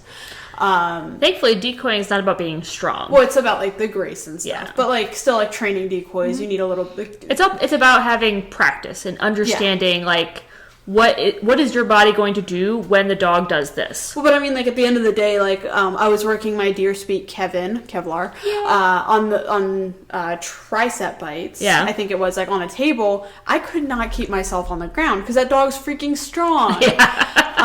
Meanwhile, you know, like a guy might have a little bit easier time. Yeah. Granted, like I could probably like work on. Granted, Kevlar has still taken down like senior decoys. My so. dear sweet Kevy. so great. He pulled me on the table. If you don't follow Kevlar the Mal on Instagram, you should. My dear sweet, if you see him in public, give him a kiss. Don't give him a kiss. His mom will drop kick you if you even come close. He'll drop kick you. He's not that. No, he won't. He's got because very his good mom obedience. loves him too much. Yes. To allow him to do anything stupid. Yes, he's got very good obedience actually. Yeah. But I feel like it's a weird spot where it's like I have to prove that, and this is probably just like in my brain, but it's like I feel like I need to prove that I'm not like a wimp. I don't know if we're pulling the hard P word out here, but like I've got to prove I'm not a wimp. I'm not scared to like do what the guys are doing. I'm just like I've got the brain power to be as strong as the guys, maybe not physically. Like, I'm willing to muzzle fight with my titties out in the sports bra. Like, yeah. If you haven't seen that video, it's on Instagram also. Yeah. You're welcome. Titties are not actually out. She is wearing a sports bra. I am wearing a sports bra. Like, I'm willing to do that stuff. I'm not just going to be a fair and tender lady. But at the same time, I don't want to oversell myself and then put myself in it, or the dog too, like in a dangerous situation where they're like, okay, yeah, you're experienced enough, go work this dog. And then they throw like my dear sweet Kevin, like they throw like a dear sweet Kevin at me. Yeah. And then I'm like on my ass and I break the dog's spine or something, which I feel like I'm pretty good at falling at. I think it's, like I said, I think it's just really important to be able to express your enthusiasm with a bit of humility. Yeah. And I think that's, you know, I in that moment, because I was sitting right there and I tried to like throw you under the bus as, oh, she wants to decoy, you know, because you were missing such a great opportunity to say, hey, this is something that I'm really passionate about. I'm also very socially awkward, which does not help. Yeah, we all are. We're dog trainers. Yeah. But yeah, it's like it's a weird balance to me in my experience. I think partially is how I began decoying and the club that I began decoying and how it was treated around me by the people that were supposedly giving me instruction, which was very lacking. Yeah. And that, I think that kind of set me up to put me in that mindset of, you're not as good as one of the boys. You're not one of the boys. You're not going to ever be like one of the boys. But then I look at people like, what was that girl's name? She was at the national selection. Oh, yeah, Jolie. Like, she was out there doing regionals like a badass. Yeah, she was amazing. And she's tiny. And you should check out Adrienne Ray also. Okay. Another amazing female decoy. Or like Taylor Bradshaw, Jerry's wife now, I believe. Yeah. Like, she catches dogs like a motherfucker. She's tiny. Like, you don't need to be one of the boys. You can be one of the girls. Yeah. Right? And I think I just get put into that. Well, if you check out the Justin Rigney seminars, he always talks about how girls are taking over, you know, the working dog world. And, I mean, we are. And watch out, boys, because we do it better. Yeah. Like, we can't do I better. scream better. Yeah, your screams are something to fear. I scream real good. Okay, so since we're coming up on 2-hour mark, we're gonna go ahead and wrap this up finally. Good heavens. Yeah, I know. We just keep getting longer and longer. I like doing that. That's why we should have done a 2-parter. We're not gonna do a 2-parter. I think on my next one, we're gonna talk about. I might just do a solo act while Kelley's in the process of moving. I'm gonna talk about IGP and PSA. She said if I do that one, it's just gonna be me talking anyway. So. Well, here's my input on IGP and PSA. IGP is not fun. PSA is fun. Please teach your dogs to push, IGP people. Thank you. It's coming from the decoy's perspective. That's specifically for our friend in our club with her dog that is like giant and likes to pull me down. It's also got IGP and high and trial everything. Like, it's a fantastic dog. Yeah. She's very heavy. Awesome. I love that dog. It makes no sense. IGP dog. So we do have, we were kind of keeping this on the down low, but if you're interested and you're in the Sanford, North Carolina area and you're looking for a place to train, we do have a unofficial sport dog club. We have a temporary or possibly permanent title of the Island of Misfit Dogs Sport Dog Club, where we do train for all of the different sports. Right now we're focusing on IGP and PSA. If you're just looking for generic, like, competitive obedience, we can definitely help with that there too. Hit us up, email us if you're interested in coming out. It's Thursday nights at 6 o'clock. It's super fun. It's relaxed. It's a great atmosphere. We got people from all ability levels, from brand new with puppies to people who have been doing it for years and years, people with level 3 titles in different sports, IGP, you name it. And people all throughout the spectrum. We have helpers, we have decoys, we have all the equipment you need to help you and your dog get to where you want to be. Also, we still have our regular training programs going on, board and train, day school, private lessons. We do have virtual training options. So if you're tuning in from anywhere else in the country or in the world, we do video, we do phone consultations, we do video coaching. Just hit us up. If you're looking for like a how-to guide, we can also do that for you as well. Just let us know what it is you're looking for, and we can make that happen. And if you are in the Fort Hood / Fort Cavazos / whatever the hell it's called now area, I will be in that area now. I'm currently only offering private lessons until probably about mid or late October. And then I will be doing one board and train slot at a time. Yes, that's why I like it. That's the way I want to do it. Yep. So if you are wanting my beautiful, beautiful self to touch your dog and bless your life, feel free to only touch your dog. Only touch your dog. So weird. Just underline that right talking there. About training your dog. Only God. Training your dog. We are not friends that way. Okay. But you're welcome to hit me up on the socials Yeah. with appropriate comments and things. And don't forget to check out our pro shop. We got so much cool stuff in. Buy the treat and train. Please, buy the treat and train. We have so treat and good. train. We have the new long lines. If you haven't checked them out, they're amazing. They're super soft. I'm making them myself. They're fantastic. They're super strong. Can curtains. We're still making custom can curtains. I have some can curtains in stock, ready to ship.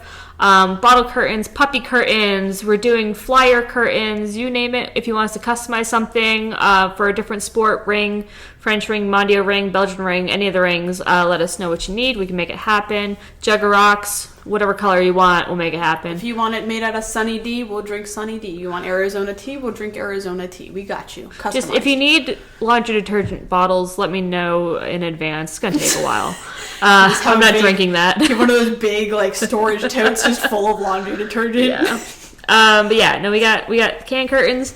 We got the scent pipes. So if you're doing scent detection, we have the PVC pipes for that with the. I just ripped a big hole in my sweatpants. Sorry, you're just a hot mess. But yeah, so anything you need, check out our pro shop on our website, www.airbornek9.com.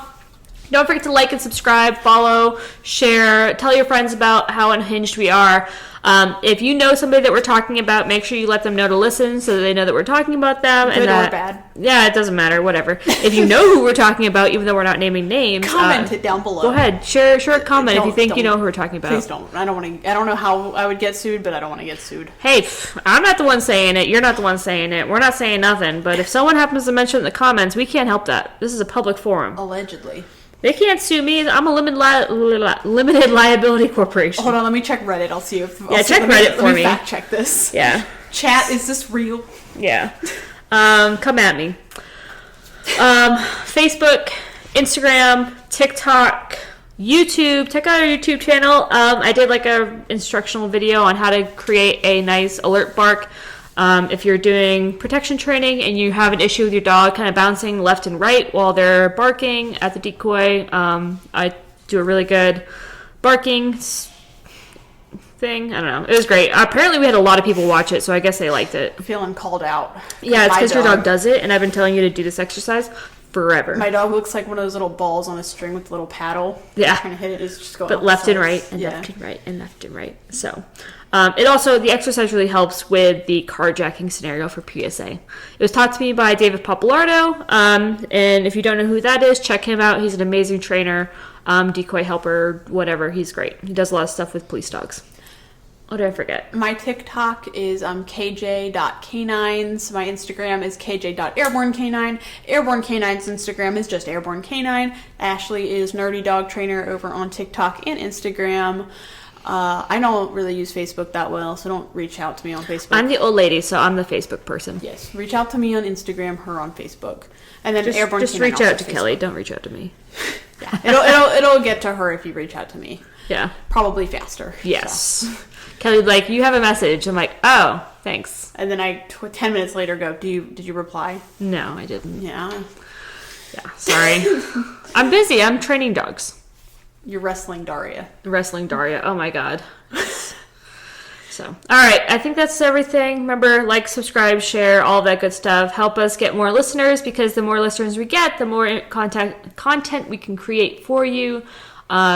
And if you want to hear a topic in the future, give us a shout out. Let us know what you want to hear. If you want to be a guest on a episode, that'd be fantastic too. Especially if I'm not going to be there, because someone's got to liven this bitch up. I know. Otherwise, it's just going to be me talking to myself, which is what's going to be like when you're gone anyway. So we're going to have to figure out a way to do it over the internet. Yeah, we will. Well, I meant like on my day-to-day life. I'll just be moseying around my house, be like, where's my shit? What time is my appointment? How do I do this? You'd be like, oh my god, my house doesn't constantly smell like egg whites. Yeah. What is happening? My house doesn't constantly smell like egg farts. What? All right. Cool, man. Kelley, you got anything else?